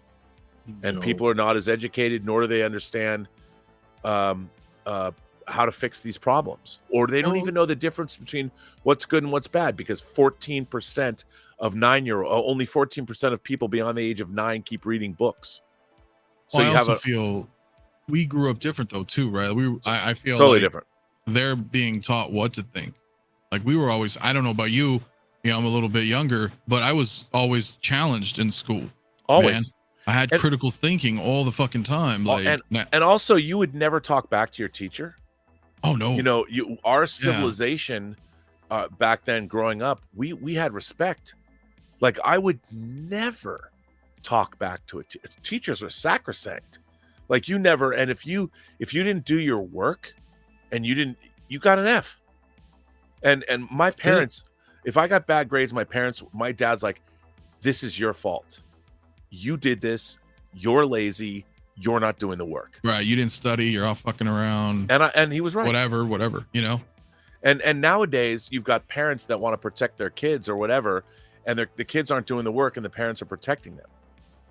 It's like, man, my parents didn't protect me when I fucked up. Me neither. Oh, my mom whooped my ass, dude. You know, that's the generation. You know what I mean? I love her to death, and that's fine. But nowadays, somebody would call Child Protective Services if you whoop your kid's ass. I know, that's ridiculous. But I knew, I was like, oh, okay, I ain't messing around. I'm, we respect that. Everybody understood that. You know, everybody understood that was, we all knew that you didn't disrupt class. You know, you wanted to, special ed teachers get it the worst. And nowadays, because no one is disciplining anyone, because you can literally get in trouble for it. Nowadays, teachers are powerless to actually do anything. And I mean, it's scary. Yeah, we definitely had a little more structure, I think, overall. Well, and also the whole educational system now, again, our educational system has been ruined because it's all about profit, where we should be thinking about the money that we're spending on education today is we profit by, and I don't understand this, why isn't the first line of defense, when we start thinking about national defense and the military and all that, the first line of defense should be an educated, healthy population. That should be, we can't even, the armed forces can't even meet the basic recruiting requirements because the kids today are not qualified to be in the military physically. That's bad. It's really bad. And again, if someone's playing the long game, like say a country like China that's thousands of years old, they can wait us out. Oh, it's all about destabilization. Yeah, I mean, it's really, and it's not an overnight thing. And the problem is, you know, when you grow up in it, we didn't, but we're seeing it happen. But as you're growing up, it's all methodical and slow, and you're like, oh, and I mean, we grew up I grew up in the Cold War. The idea of nuclear annihilation was definitely part of my life. You know, because and it was not quite Cuban Missile Crisis close, but it was close. Yeah, you know, there was that thought. And I was a kid that when I was a kid, we were still in Vietnam. You know, you saw the Vietnam War on TV every night until we pulled out, you know, the fall of Saigon and all that. Yeah. And the first, you know, up until, look at Rambo, First Blood Part 2. Came out in 1985, the same year as Back to the Future. And what was that movie about? About going back to Vietnam and rescuing POWs we still had there. That was the thing. And nowadays we're so far removed from the idea of a draft and the armed forces. And can you imagine if they reinstated the draft, what would happen to the youth of this country? All the baristas would lose their mind. It would be insane. Yeah, dude, like it would be insane. And everybody, you'd see a bunch of kids that never thought about what true freedom meant lose their minds. I mean, I don't know. I don't even know if people still do this. Do you have to go register for the selective service? Selective services, yeah. Register for the draft? Well, when you go, I think when you go get your license or something, you can opt. But I know if you do financial aid, it's like a required checkbox. So if you are going to go get a loan, like a Stafford loan or whatever, you're trying to go to school, you're getting the financial aid, you have to enroll in selective services. I mean, when I was in high school, we weren't that far away. We were what, 12 or 13 years away, or people could still get drafted. We weren't that far away from the draft. People were, and so it was something looming in my life that they could reinstate the draft. And it was, you know, and also there was, when I was in public school, there was all kinds of programs, arts programs, music programs, sports programs. You know, there was drama programs. There was all kinds of different programs. And so you could explore things when you're in high school. You could do all this stuff, not because you necessarily did it to get into college, but to find out what you wanted to do.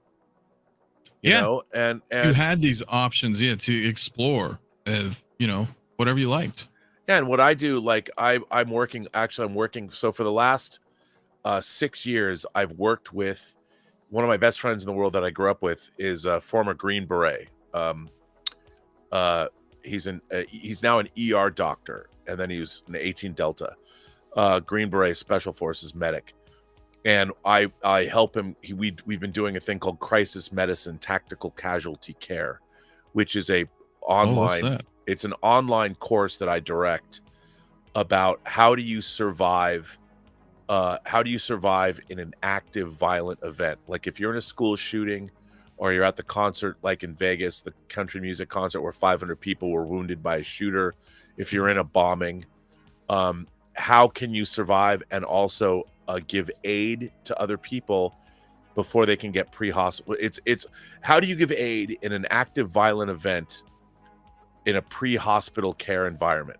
So if you come up with somebody, if you come up next to somebody that's been shot, for instance, what kind of aid can you render to stop them if one of their major arteries is bleeding out of the wound? So this whole course, and I've been doing it for 6 years, and we every year or every other year we'll shoot more. And the first block was 50 hours of coursework, and it's an accredited course. And we're planning the next course. One of the next courses we're doing is what happens if you're in a hijacking. And Okay. it's very cool. So we shoot it. Unfortunately, we shoot it in Portland, where he lives. My sister lives there, but we work with local law enforcement like SWAT and other first responders. So we shoot like scenarios. Like I've shot scenarios with SWAT officers, and they're fully kitted out, and we're out in the field shooting as if they're assaulting a building or something. And it's fascinating. And unfortunately, when I started this in 2017, I'm like, maybe we don't need this anymore. And no, we definitely it's been worse. And like things like I, for instance, didn't know what wound packing was. So what wound packing is, if you get shot, if somebody gets shot and they're bleeding out, the first thing you want to do, if you have a tourniquet, you want to tourniquet off the body area that's bleeding out. But you also literally pack, if you got a gunshot in your arm, like gauze, you take gauze and literally you pack it in there. You try and get it on where the bleeding is happening, whether if the artery is, and you pack it in as much as you can, and then you wrap it all up. And it's incredible. If anybody wants to go and check this out in terms of the accreditation and all that, go to crisis-medicine.com. crisis-medicine.com. That's the site. And I've been working on it, for 6 years. And so Mike was teaching this course to people all over the world, and his wife, because they had a teenage daughter, wanted him to stop going into war zones and teaching this stuff. So we turned it into a course. And that's really badass. I didn't know that. Oh yeah. It's probably the thing that I've done that I'm most proud of in terms of, and you can see there's a couple of trailers on there, and the course is expensive, but worth it. Although what's really been sad is that, like, when something like Ukraine happens, people from Ukraine start buying the course, and we do give discounts and offer it to everybody, and if we can. But we've done all different kinds of stuff. So you can see on the bottom, there's so far 8 different courses, and they're long. Like the first course is a day long. It's like 8 hours. It's pretty neat, dude. That's badass, man. And yeah, man, I see Jason, got AJ, got a few others. We got a lot of people in here who are veterans too, man. And that's really, they're all saying awesome stuff, man, about all of that. Like that is, people need to know that too. Like in general, I mean, we were taught a bunch. Well, we weren't taught like that deep, right? But we were taught a lot of basic kind of skills and survival stuff and things like that when we were younger. That is just, like you said, can you imagine nowadays? Like nobody knows as much, dude. Like, what happens if the power goes out tomorrow, man? Oh, dude. Oh, I know. I mean, we're one disaster away from chaos. Like really bad, bro. Do you remember when, like, was it Facebook or Twitter or something last year went down for a day? Yeah. People lost their fucking minds. They didn't know what to do. I'm like, what? Go do something, man. Go to, like, there's something to do. Yeah, it's just different, bro. It's so hard. It's so hard, at least for me. Like I'm missing things like that. Like going and standing in line at Ticketmaster forever to get a ticket for a concert. Right, I missed that too. Actually, you know what I mean? Sleeping on a sidewalk. I slept on a sidewalk to get Madonna tickets once. See what I'm saying? Yeah, dude. Yeah, dude. Shout out to every vet, man, in here, into chat. 100%, man. A lot of my buddies too, man. Shout out. Yeah, well, and that's the thing. I mean, that's why working on this crisis medicine thing has been great, because a lot of SWAT officers and first responders are former military, and their perspective is invaluable. And I think that we need more of this. And when I hear that the military can't make its recruiting what they're looking for, what they're making, their quotas, their recruiting quotas. It's scary. And the military is giving more. I'll tell you something that's really interesting. So my friend Mike, he always wanted to be a doctor, but he was always a big fan of the military. Like he loved, so he knew that when he was going to, and we lived in an upper middle class area, you know, we all went to a very, very well-funded public school, but like he knew that he was going into the military immediately. And he went right into the military. He wanted to be special forces. He became a Green Beret, became a medic because he knew he always wanted to be a medic. He went and did his service. And then right after he was done, he went right into medical school. And he was like in medical school in the Bronx, which he wanted to go to a place. He wanted to go to a place that was like a battle zone, you know, and that had a lot of emergency medicine. And that's what he studied. And he stayed affiliated with the military and trained people and did training. And still he's sort of military adjacent. And he's 56 years old. And so his military career, while he wasn't in for that long, I think he was in for 6 years, maybe. But then he sailed right into medical school, and now he's an ER doctor at a hospital in Portland. That's bad. Yeah, it's still kind of related. You know what I mean? Like he's involved in that kind of lifestyle. But then he's also doing this program, and he's keeping up with tactical.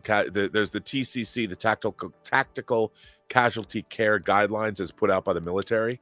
So he still is involved with all of that, and I'm proud to have been involved with him.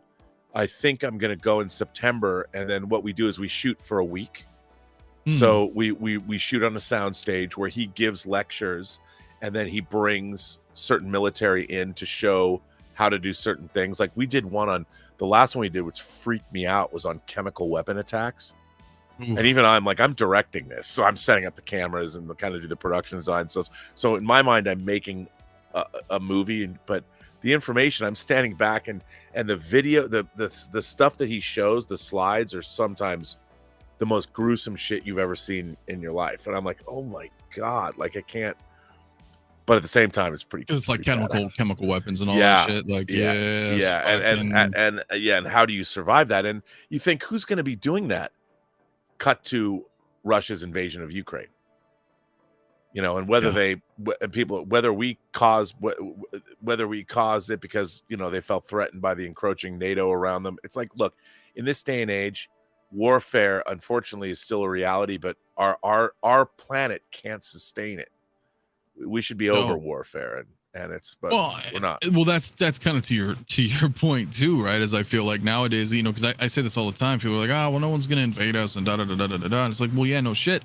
But and now the world's full of so many fucking nukes too that no one's gonna do anything. So you're like, what's the alternative? Oh, well, let's do what we were talking about, like destabilizing the. Well, that's, I mean, it's you know, it's a different warfare now. Asymmetric warfare. I mean, what people don't understand, and they choose not to believe it. We're under attack every single day by bad actors that are using our social media and our how many times do we just had a massive cyber attack last week? Yeah, you know, from Russian hackers, and we're under attack each and every single day. And our social media, I mean, just is weaponized against us, and that's what has fomented all of these divisions within American society. It's all by design. And this isn't even I'm not even being conspiratorial. I'm like, it's being done to us. People are doing it. There are companies that are using social media to get us to buy their products. There's all social media is what's amazing is if you worked in propaganda, like if you were a Kremlin propagandist in the 80s, you could never have dreamed that Americans would be holding, look, I got William Shatner on my thing, that Americans would be holding the greatest propaganda device in their hands every minute of every day, and they couldn't stop looking at it.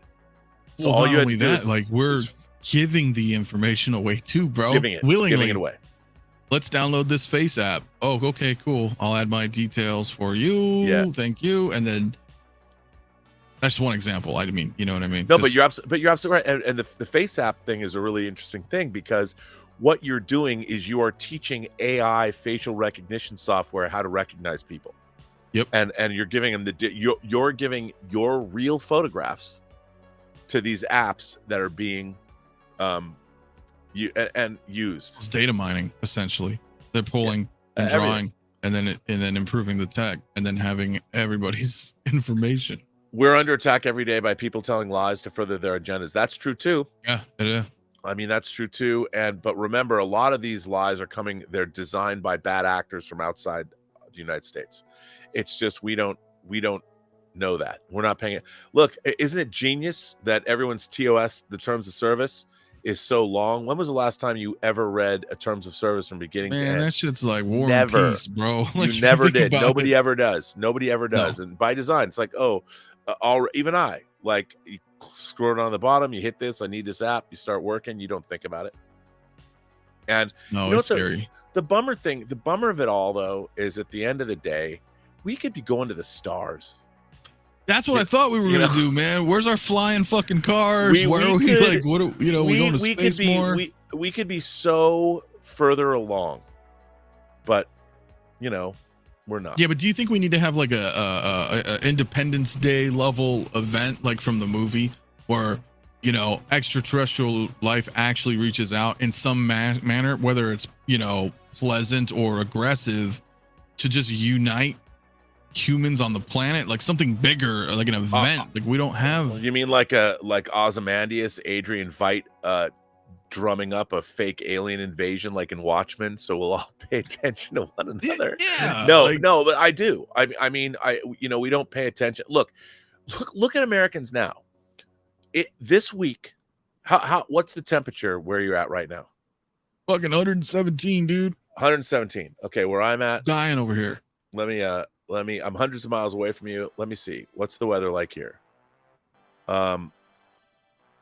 Oh, wow. It's only 87 degrees right now at almost 8 o'clock at night. We're down to a balmy 87 at 8 o'clock at night. The whole thing about and by the way, the water in the ocean off Florida was clocked at 97 degrees last week. So here's the thing. When it comes to global warming, the planet's hotter than it's ever been in a recorded history right now. Now, there are people that would say, like, if you burn something in your kitchen, like something catches on fire and your kitchen fills up with smoke, you would agree that your kitchen's got smoke, filled up with smoke, right? You now have particulate matter in the air of your kitchen. We can't even get our population to agree that all of the greenhouse gases that we have, do you think that all of the automobiles in the world and all of our coal fire plants and all of the things that human beings have done in the last 200 years industrially have not affected our planet's a closed system. When you put gas into the planet, it doesn't disappear. It dissipates and goes elsewhere. We can't even agree to get rid of coal fire plants because why? We need them because it's cheap power. We won't even agree to that. We just assume that we can, would you leave your kitchen 10% dirty? Would you take 10% of your dishes and just stack the dirty dishes in the corner? What would happen? You're going to clean. I mean, you might if you're kind of dirty for a little while, and then you're like, yeah, but clean the kitchen. What's going to happen? Cockroaches are going to come. Bugs are going to come. Right. There's always an end result. You're like, the food's going to clean the dishes. We have a Texas-sized plastic garbage patch in the Pacific Ocean. I have a friend of mine that's an oceanographer who's actually gone there and studied the Pacific. It's the Pacific Gyre. So it's literally where all of our plastics that go into the ocean, whether they're bottles or baggies or whatever, they all, because of ocean currents, get taken to certain places. And that it's in the ocean and it's down like 20 feet. Now imagine 20 feet in the ocean. I mean, that's stuff that happens every day. Are we doing anything about it? What do you think that does to the ocean?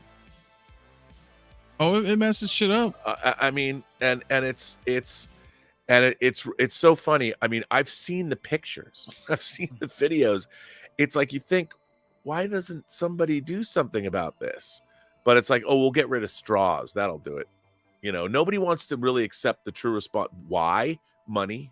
But don't you guys also have plastic cups? Of course, all that stuff. Because So nobody, because I never got that. because then you do the plastic industry gets mad. All these people that make profit off all this stuff, everybody gets angry. You don't want to upset the apple cart. So what's going to end up happening? And you know, this will be, maybe I'll see it, maybe I won't. Whether you believe in global warming or not, it's going to happen, and we're going to have a lot of things affected. And, yeah, but here's the thing, though, right? Like, Mother Earth don't give a fuck. no, they don't. Right, Mother Earth will go on. Yeah, and you know, in a couple of thousand years, things will cool off. We'll be gone. You know, whatever happens, even I mean, Earth is people don't even understand how long 1 billion years is. It's long. That's a long time, man. It's a minute. And no, that was my point. Like, people are always like, Earth Day, and I'm like, yo, dude, every day should be kind of like that, man, because the Earth don't care. The Earth's gonna fix itself. It's gonna course correct. If humanity gets wiped out, it's our own fault. You know, I mean, unless like a fucking meteor just comes down and takes us out, or something, you know, catastrophic that's beyond us. But what we're doing over time, yeah, we're toast. Well, and you know, it's like, look, I love people. My whole YouTube channel is I love people too. I think people are incredible, but we've forgotten, like, most of human history has been full of human misery. We're terrible to one another. Human history, you go back far enough, everybody's been victimized. Every group has been victimized. And there is one race of people on this planet that have different ethnicities, but it's one race of people. Whether you choose to believe it or not, you know, there's only one race of people. We're all human beings. We're all Homo sapiens. We do not have mutants yet. There's no Homo superior, as far as I know. Magneto is not going to join. Homo superior. He's not going to come out and lead the mutant uprising anytime soon. And we can't even get along. Like, it's so funny to me. I see, you know, now in America we talk about racism, but we only understand racism and things like that from the American perspective. I'm like, you should get a passport and go to Asia and see how the racism exists there. There's no white privilege in Asia. You know, it's like, I wouldn't imagine. No, there's a whole different kind of race, and we don't even understand it because Americans don't have passports. They don't travel. Yeah. And when we do travel, we want to travel in groups. You don't want to hang out and meet the people in different countries. It's like, I want to go see the Parthenon. Well, that's what I always thought was so cool. Like, even as growing up, I mean, yeah, we weren't very worldly at a young age, but like, you still wanted to meet people around the neighborhood, or, you know, somebody finally got a car and you're like, oh, we're going to go to this mall in the other city. And we just randomly meet some people, or you go to a fucking concert and you're like, oh, what's up? Right. Yeah, Metallica, buddy. Hell yeah. And you're like fucking buddies with people. You just meet people. And we don't even do that because everyone's face is in their phone. Yeah, dude. I mean, that was the fun part about going places, because you went places with the express purpose of meeting people. Yes. Like, you'd go to a bar to meet people. You talk to the bartender, you talk to the people that would sidle up to the bar, you talk to ladies.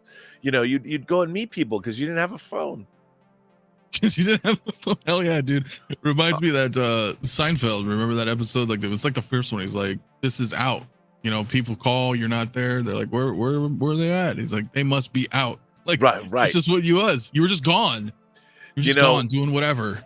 When you go to certain movie screenings here in LA, premieres and stuff, they have these like magnetically sealed pouches where you have to put your phone in.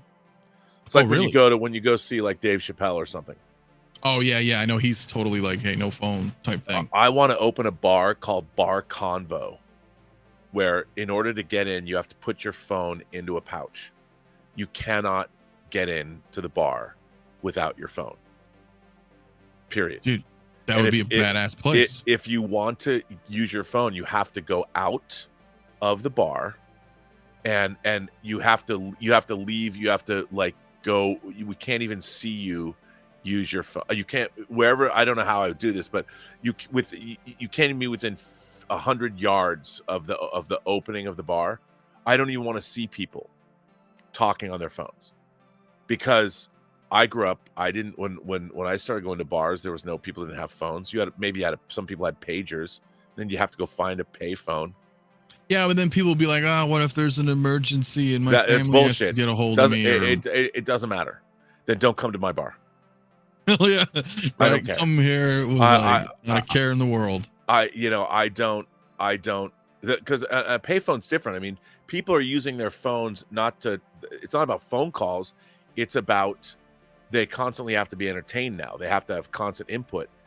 And I tell this story when I was working on the Schmodown. I went to Houston, and I wasn't supposed. It was a surprise that I was there. So the big event that was happening the night before, where I was in Houston, I couldn't go to this event because I couldn't know that anybody was. They couldn't know I was there. So I was in Houston. I was by the Space Center, and I went down to the waterfront, and there was this big pier.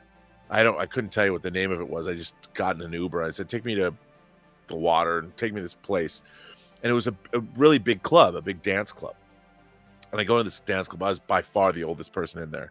Before anybody says, "Oh, how creepy, Rob, you're going in to like pick up underage girls," it wasn't like that. I just went in to do, because I figured with my white, no one's going to pay any attention to me. No one's going to know who I am, so I can be completely anonymous. And I got a drink, and I kind of sat in the corner, and I just people watched. And it was hot dudes, hot chicks. Everybody's got their face in their phone. I'm like, this is a target-rich environment. You could walk up and chat up a person of the opposite sex and see what you could make happen. Nobody was doing that. People weren't even dancing. What? It was, some people were, but it was like, I'm not like what you would expect. Like, no, and everybody's like, looking. I'm like, the whole point, like when we were going out, when I was in college, you went out to meet the ladies. You went out to meet, and by the way, the ladies were in the bars to meet you. They are. They're not just there for no reason. And the thing is that, I have the right to refuse. Look, it would just be a rule. Like, I would just say you cannot bring your phone in with you, because here's the thing: no one needs it. No one needs. And if you're going to come to a bar, even if you come early, I open at 6:00, and my bar is open in California for 7 hours till 2 in the morning. Right. 6 to 2 in the morning, or what is that? 8 hours. So you're in for 8 hours. If you were there the entire 8 hours, I guarantee you, nothing is going to happen in your life that you need to use the phone. And if you want your friends to come meet you at the bar, vaguely you'll know what time, just look out for them. You have a watch. Wear a watch. Yeah, the only problem is some people may take like Ubers and shit to go to a bar and leave because they get all fucking hammered. Well, yeah, that's good. Then we'll hand you your phone when you leave, and you can Uber. We'll even have a nice. You check in at the door essentially. Yeah. We'll have a whole just Ziploc system with their name, or like, because you need your ID to card them if it's a bar. Yeah. Right. So you're carding people, and boop, you're in. Here's your bag. Checked at the door. Yeah. And that would be, you know what? There would be a level of elegance there too. You'd have pretty cool, like, instead of waitresses, you'd have handsome dudes and beautiful girls at the front that were taking your phones, that were really personable, that were fun to talk to. Hey, welcome to Bar Convo. Sure. 𝗕𝗘𝗖𝗢𝗍 got a good fucking point though, dude. I'm drinking to the point of getting shit-faced and forget my phone's in the bar. Well, I would expect a certain level of decorum too. That's your own problem. But that's right. No, because look, but you could be having a good time. Like, to your point, like, wow, I'm hanging out with people, I'm drinking, I don't know what the hell. Yeah. Where's my phone? And the whole point is you're supposed to be there to talk. Right. Bar Convo is what it's called. That sounds like a good idea. Yeah, I'd love to do it. I talked to a restaurateur friend of mine, thought I was crazy. He goes, nobody's going to come to your bar. I think they will after a while, once word gets out. So you're like, wow, you can just go. But it's also that conditioning, right? Because then people are sitting there, they're on their phone. They're like, well, that person's on their phone and that person's on their phone. So even if I wanted to go walk up to somebody, people are like, well, I don't want to interrupt them. They're on their phone or something stupid. And it's just this cycle, you know what I mean? And plus they're not taught to like, dude, I was of age to drink in 1988. I didn't have a smartphone until 2007 when I got my first iPhone. Now, I might have had a cell phone 6 years before that, but I did some really heavy drinking in clubs for at least 12 years before I had a phone. And you know what? It worked out okay. Yeah, I think so. I'm with you, man. I'm with you. Dylan says I have a Zoomer friend, 22 years old, who pulls out their phone the minute the movie starts, who places bets on it. Well, you know what? Okay, here's something else too. That's addiction. And, you know, they talk about the dopamine hit you get from phones and all that. There are people that can't function. I know that Elizabeth's youngest daughter, Sophie, who's 20, she can't be without her phone.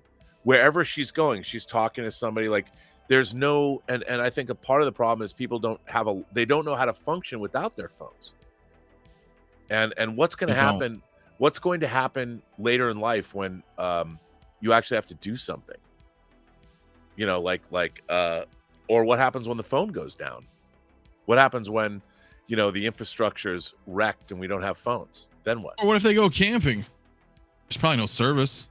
It's been a while since I've gone camping, but like usually it was like bad. I don't. The point is, I get your point. Like, yeah, you need to be able to know like what to do outside of even the social sense of like when the fucking world ends, something happens.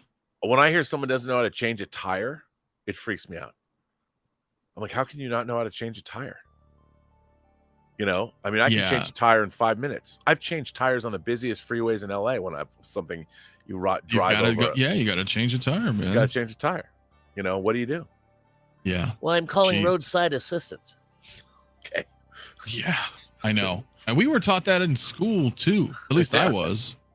Yeah. Like we had classes on stuff like that, basic things, how to, you know, change a tire. It's been a while since I've been in school, but you know what I mean? Like trying to remember, but they taught us things too. Like, well, and it's another thing. I mean, if you really want to look at it, we now have literally an entire generation of people of all shapes, sizes, colors, creeds, economic backgrounds that could not.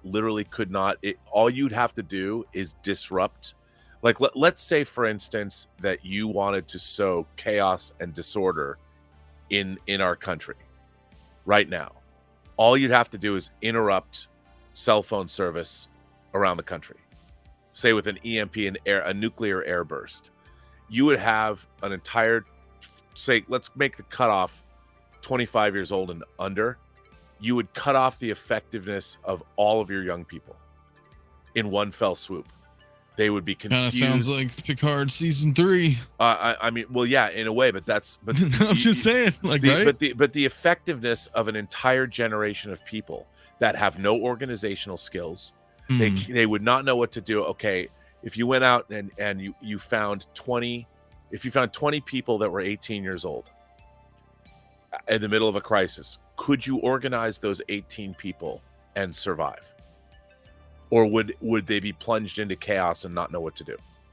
And if you ask yourself that question, we have that we're in that civilization right now. You know, unless you had people that had seen or played enough video games to be like, okay, here's what we got to do. Right. How much survival games did they play or something? Or it's tough, man. And that's the thing. Like people have to, I know it's, you know, respect your elders and all, but like that's real deal too nowadays. Like in a more like common sense though, like you guys, some people don't know anything.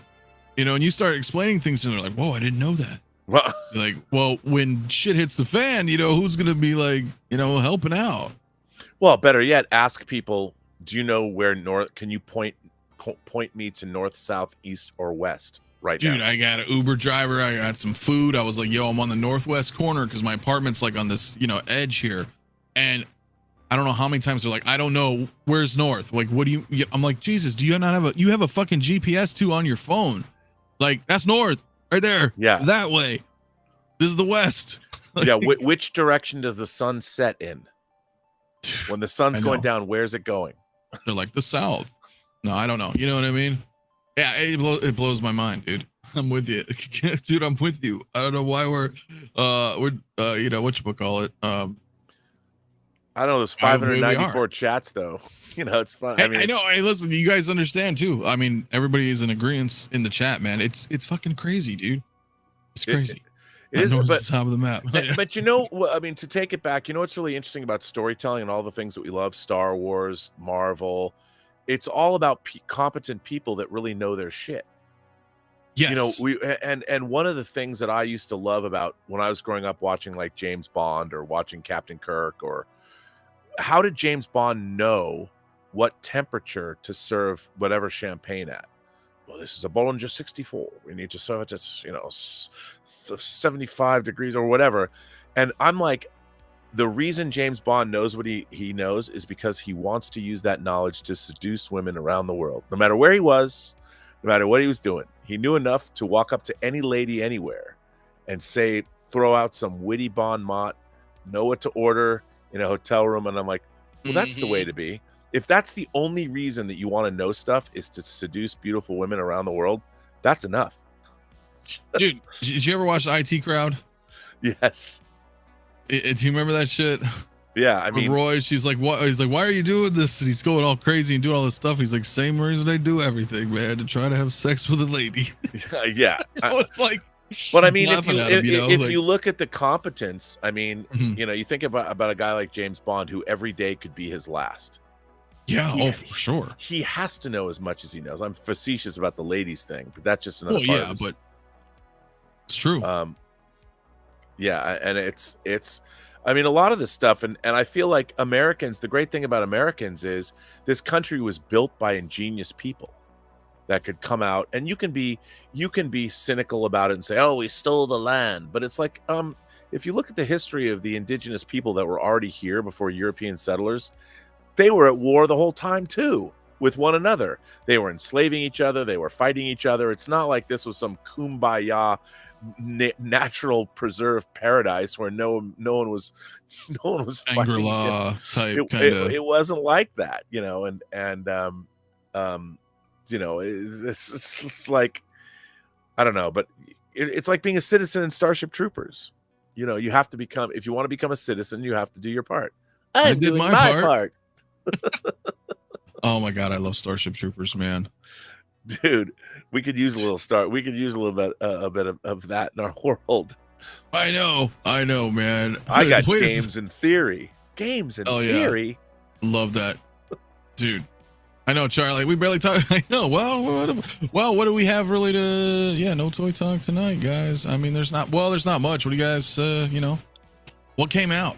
Okay, so you said you like Clone Wars. All right, let's segue into it, guys. I'm gonna get Cad Bane, by the way.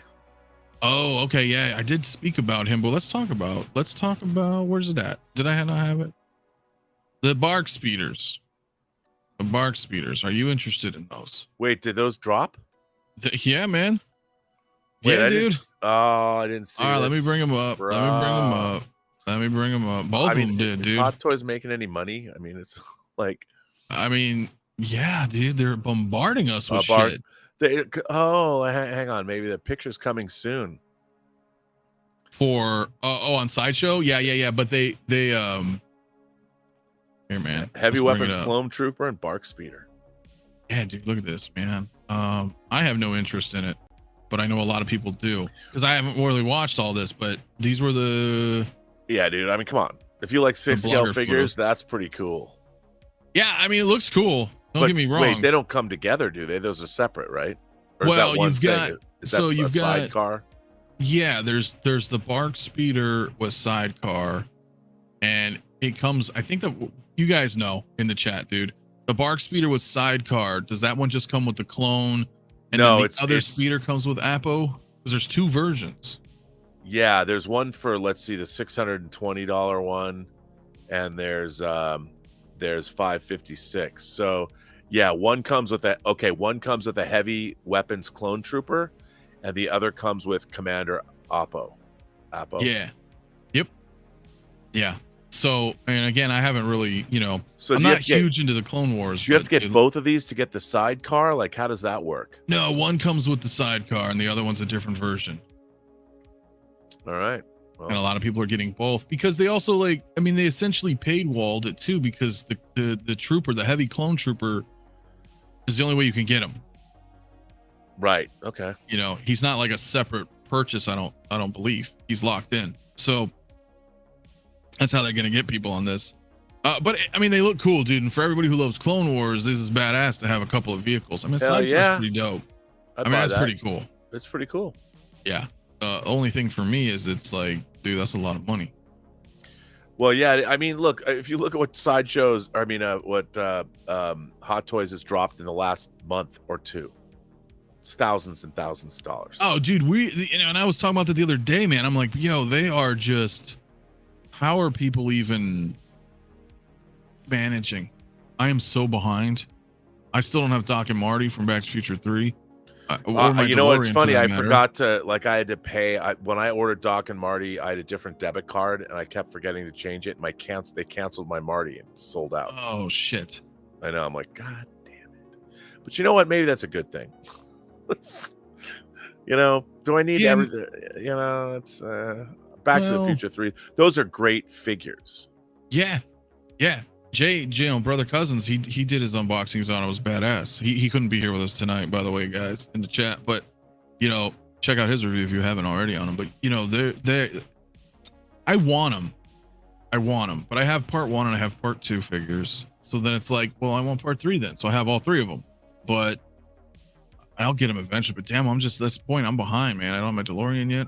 My ecto-1's almost paid off. Bespin Luke is coming. Finally, you know, Fennec Shan came out, Oscar Reeves came out, Cad Bane came. Like, dude, Hot Toys is going nuts this past like quarter. Well, what I find so strange is like, how are they staying alive, putting out all of that product at once?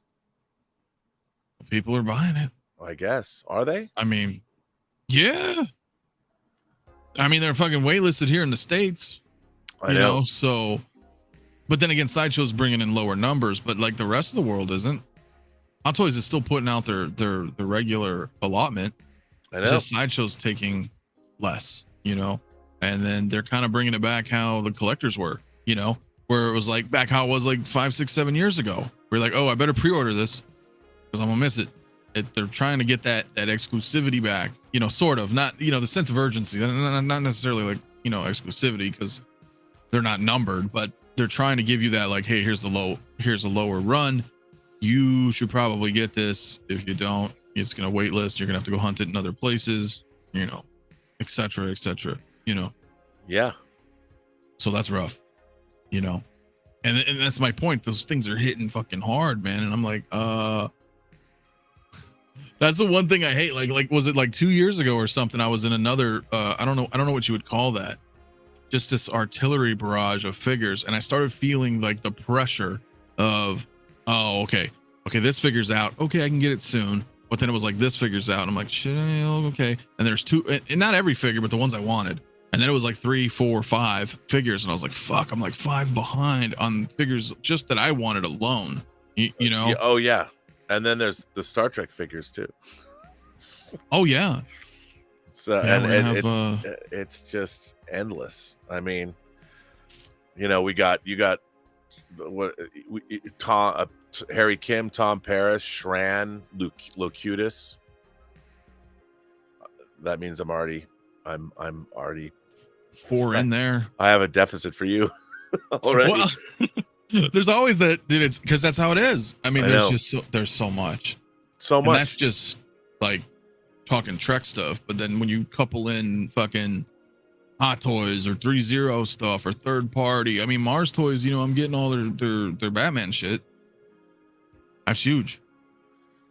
Oh yeah, which is great. Although there's that controversy over the new release of the Joker. People are pissed. Well, with Mars Toys, the second batch. Yeah.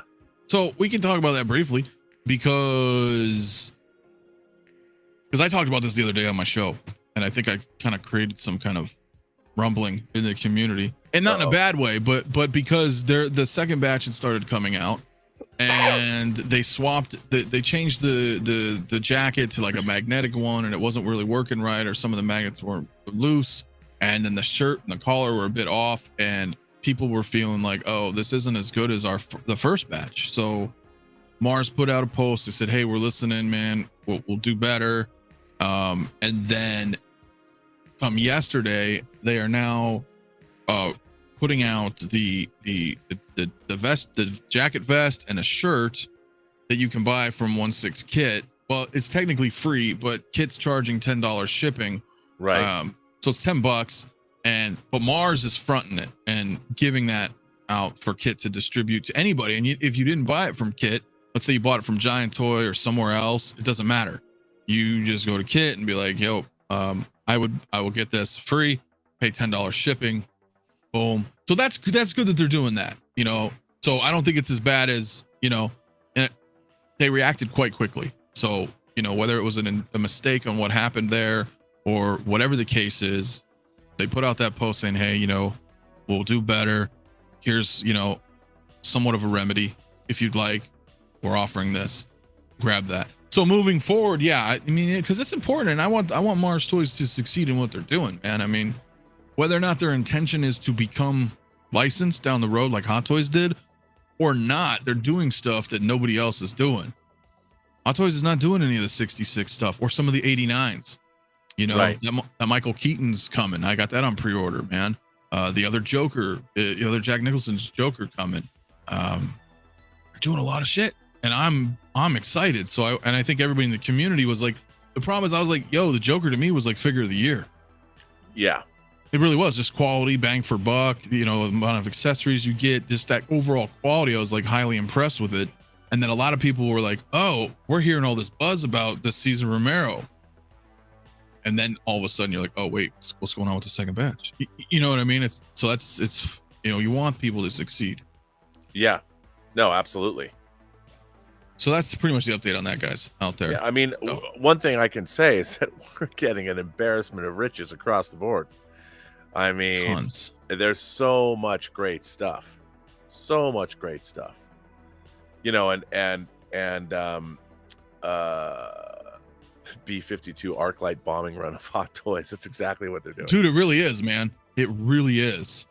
And Randall, listen, next, I mean, cut you off. Go ahead, Rob. That was no. Yeah. I mean, I was just gonna say, having the Hot Toy, the Jazz Inc. Snowspeeder is just like, what a dream come true. Yeah, to have something like that. You know, having the 66, knowing that I'm gonna likely go with Jazz's 89, most likely, because I really like the 66. So I was like, all right, dude, that 66 Batmobile is, I can't imagine something better. They really knocked it out of the park in terms of quality and stuff like that. Yeah, I agree. It's amazing. Yeah, and a lot of the chat, man. Exactly, man. Respect Mars for quickly, because they quickly addressed that, man. I'm not saying I had all to do with it, but I remember once that I started talking about it, then all of a sudden there was this buzz everywhere, and then they got a little crazy because a lot of people were like, "Oh, I don't know, I might cancel my order. Oh, I might cancel my current pre-orders." And it's like, no, just don't jump the gun yet. Let's see what happens. You know, let's see what happens. And they, so I'm all about that, dude. Yeah, I mean, it's pretty great. Although Tremble Dust says Mars Saturn is eclipsing SooSoo right now in regards to third party. I don't know if I'd go that far. Well, I don't know, because SooSoo, I mean, the last things I got from SooSoo were Rogue, Anne Marie, and then I do like her. Night Out Spider-Man. And that Night Out Spider-Man figure's dope. And so is Anne Marie. I mean, those are, I still think that SooSoo is really doing a great job. And that's not to say Mars isn't. Right. But Mars is still kind of coming up. Yeah. Whereas I have to say that SooSoo's output for the last 2 years, I think is like one of my favorite, like right here, I have Walter Kovacs, aka Rorschach. So I bought 2 Rorschachs because it came with 2 head sculpts. It came with the Rorschach head sculpt and then the Walter Kovacs. Because in the Watchmen comic, Walter Kovacs as a character is walking around with his ~nigh sign, and he is in the movie too. But I had to get both, so I've had my Walter Kovacs. He's going to stay there. My Rorschach is going to stay in the Mod case, but I love my Walter Kovacs with the ~nigh sign. Yeah, so, I mean, they do great stuff. Yeah, and then you're right. They've been doing it for a while. But either way, I mean, there's enough room for everybody, right? Because if, like I said, this is the same thing with Hot Toys. Like if Hot Toys was doing all the 66 Batman shit, well, then yeah, there probably wouldn't be a Mars Toys doing that. People would just remember, they did Ward and Adam West, and they didn't sell. You could get them for the longest time because, the Hot Toys, I mean, it's really interesting. Third-party companies are catering to not the masses because the masses want all the stuff. When Hot Toys used to put out cool shit, they would never put out RoboCop today, I don't think. Well, I mean, they kind of technically did, though. I don't know. Last year, they dropped that new RoboCop. Yeah, but that was like RoboCop 3. Yeah, flying, and he's got the jetpack, and yeah. To your point, right? We haven't seen shit. We haven't seen shit though, like Terminators or aliens or predators. They're almost all Star Wars and Marvel now. Yeah, and maybe some DC. Which a little DC in there. Which I mean, get. The Flash kind of gave it a little bit of a boost for DC, but that's about it. Yeah, and I mean, I think about the Hot Toys figures that I love that I have, like the Crow. Would they do the Crow again? Probably not. Sideshow just put one out too. Yeah, they put the Crow out. Yeah. I mean, the I would have loved to have seen. But that's my Hot Toys up there. Yeah, I love the Hot Toys Crow. I wish that they would have done a Snake Plissken and Jack Burton. And we're getting Mando is doing those great John Carpenter figures, the Thing McCready, and also the Rowdy Piper from They Live. I mean, how I'm cool! Getting those, of course. Those, yeah. I mean, those are John Carpenter's my man. So I would always get Carpenter figures, and an Inart Crow would be awesome. Dude. with rooted hair. Oh yeah, speaking of rooted hair, let's get a Teen Wolf. But the thing is, Inart can't afford. They have to make sure that their licenses are going to sell. Like, I thought it was interesting that they went after the Matrix Resurrected license. I mean, maybe they got it before the movie to get that. Maybe. Yeah. I mean, Hot Toys did it. Are you talking about Hot Toys or just Inart in general? No, Inart, because when they went after see, the thing about Inart is, like, I love my Inart Joker. Obviously, I don't think any of their other figures have come out yet. Batman hasn't come out. Gandalf hasn't come out. Yeah, and I love what they're doing. It's great. They're premium figures, really, really cool. But like, they're not going to do the entire Fellowship. No. So I guess getting Aragorn and Gandalf is cool, and then you can go back and pick up Erasmus or whatever, or Sideshow. Well, when they first announced it, in the silhouettes was them and Legolas. So yeah, but so you have Gandalf, Legolas, and I understand because those will all have rooted hair, which makes sense. But I mean, if they're not going to do, I can't see them doing Gimli or Boromir or the Sam, Merry, and Pippin. I mean, if they did the Hobbits, they should do the Hobbits as a 4-pack. Oh, I agree. I agree. Or release the two packs. It was Merry, Sam, and Frodo, and Merry and Pippin. Yep. And because if you're going to invest in the Inart's Gandalf and Inart's Legolas and Inart's Aragorn, and by the way, I've held all three. I've held Aragorn as a prototype, but I held Aragorn, and I held Batman, Bruce Wayne, Aragorn, Gandalf, because when Justin came to LA, he was filming them to make videos. Yeah, I remember that. Yeah, those figures are. I don't know what fabric they used to make the prototype of Bruce Wayne in his trench coat. That was like the feel of it. It was incredible. I mean, it was incredible what they had done, but they're still just 6 scale or 6. That's it. They're still 6 scale figures. It's not like, it's not like if you're going to buy a sports car, it's not like a Koenigsegg or Koenigsegg, or it's not like, a Bugatti or something. It's still a 6 scale figure. Yeah. I mean, and like their Harry Potter is $650. Yeah, and you know what? That Harry Potter, I am not even a big Harry Potter fan. I would never buy young Harry Potter. Right. You want me Deathly Hallows Harry Potter. Yeah, and it's a great figure. It's a beautiful figure. But I don't think that the action figure community as it exists now, are people going to buy that Harry Potter figure? Well, it depends on their level of fandom. I mean, that's almost like saying, Farm Boy Luke versus Return of the Jedi Luke. Some people may just want the beginning. You know what I mean? If they're that much of a fan. Right, but Farm Boy Luke is 19. Granted. Whereas, in Star Wars, Farm Boy Luke was running around the Death Star. He was on the Millennium Falcon. He had his land speeder. Whereas young Harry Potter is a little kid. Yeah.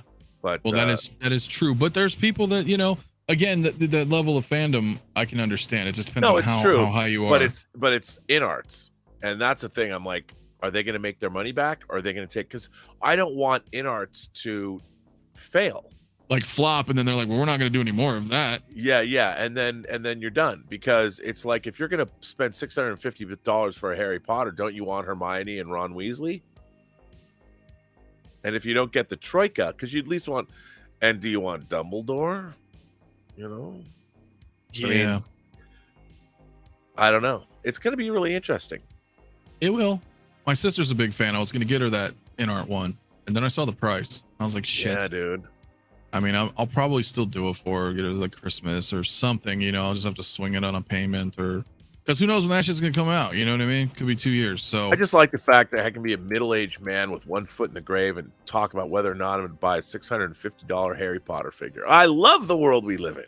Well, dude, so do I, man. That's and isn't it weird? Because like literally, it is the world that we live in, not the world, but like our world, and like what we think about on a daily basis is, you know, oh shit, I really want to get this, but oh fuck, I got to pay for this DeLorean.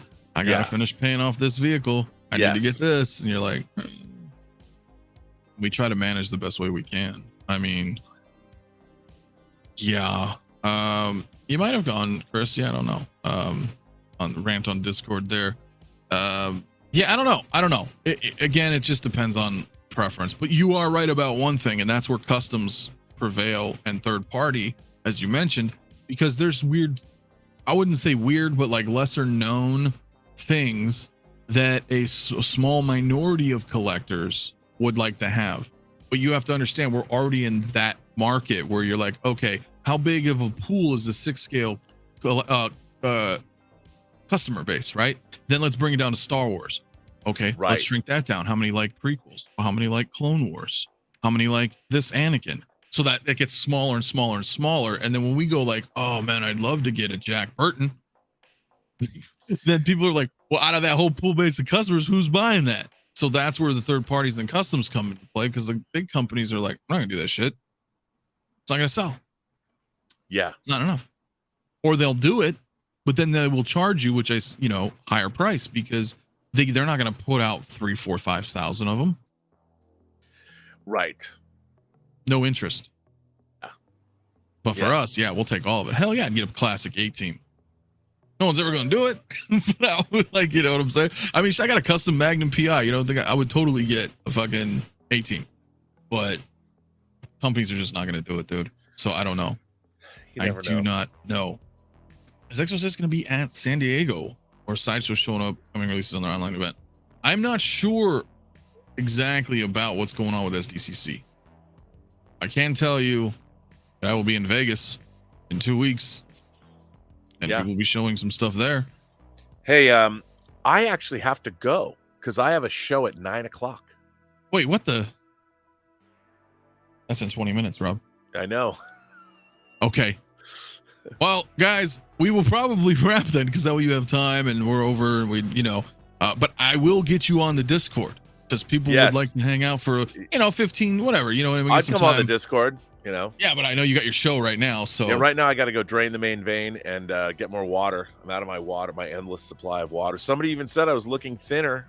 Dude, a lot of people, I kind of glossed it, but there's a few people in the chat, man, looking good, Rob. Yeah, doing a little, you know, working out. And I got to tell you, it's amazing. Because I'm a raging alcoholic. I admit it. I love booze. You know, but there are times when I've just stopped drinking, and not because I'm like have a problem. I embrace my alcoholism, but so I don't mean to make light of it. I was just making a joke. But there are times when you have to just give it up, and I'll just go cold turkey for a year, which I'm doing, just because I'm getting older and I feel better. But yeah, I'm telling you, I've been drinking 10 mason jars full of water a day. Just in like racehorse, I bet, dude. And yeah, but I have to tell you, I sleep really well, and because it's really hot, been walking the dogs a lot, and you know, not necessarily changing my diet as much as I probably should, but I'm telling you, it's a great way. Who would have thought drinking water cleanses you? Oh, I don't know, just about everybody, but you know, when you actually do it, as Jedi Chris says, great stream. It's certainly a great stream when you drink a lot of water. Let me tell you. Yeah, because I ain't getting no younger. But every day we're there, man. But it's good. So I appreciate people are noticing. It's always nice. But I got to tell you, it feels good. Go figure. To be in good health feels good. Oh, it does, dude. Look, you know, to just not to derail. I know you got to go too. But when I went back and started doing my keto lifestyle again, bro, I'm down 75 pounds already since January. Isn't that congratulations, bro? That's a lot. Thank you. That's a lot. I mean, and think about 75 pounds. Think about how much that is in Hot Toys. That's a fucking Ecto-1, bro, from Blitzway. Yeah. I mean, lifted that, like, that's Yeah, in the box. I mean, and you were carrying that on your skeleton. Yes, dude. And it's bad. Yeah. And I'll leave it at that, man. You can do it. I'm lazy, man. I'm always working. You know, I do the white collar, man. I'm editing and photographing and color grading and video and all that. So I'm not a physical. I'm not out there doing I'm like, no, I'm here. I don't want to go do that. No, I love swimming though, so I've been hitting the pool a lot lately. But you know what I'm saying? Like, if I can do it, man, anybody can do it. Like, oh yeah, because I don't want to do it. Plus, getting you know slimmer, you look better. You know. Yeah, man, I miss the ways of back in the day, man. I was, a lot better off, but that's all right. I can't help the hair. That shit's gone. But no, but it doesn't matter. You don't need hair anymore to be cool. I guess you're right. You can still be cool without hair.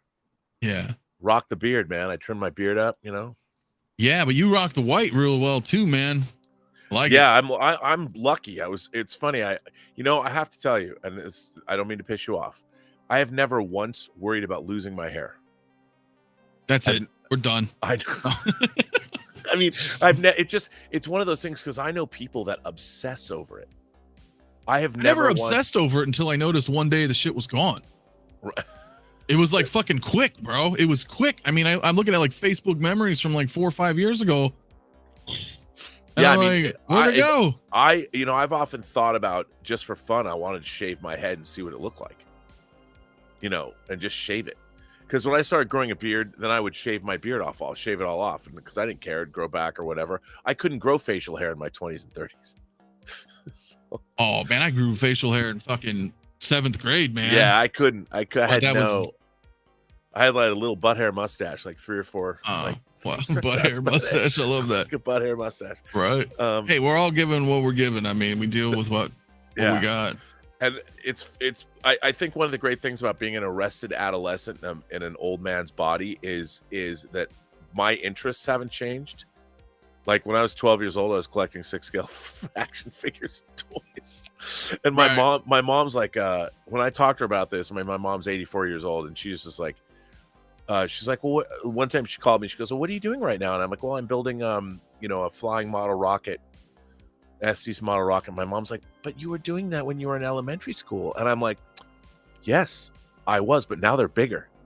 Right. Now they're bigger and more expensive. Yeah.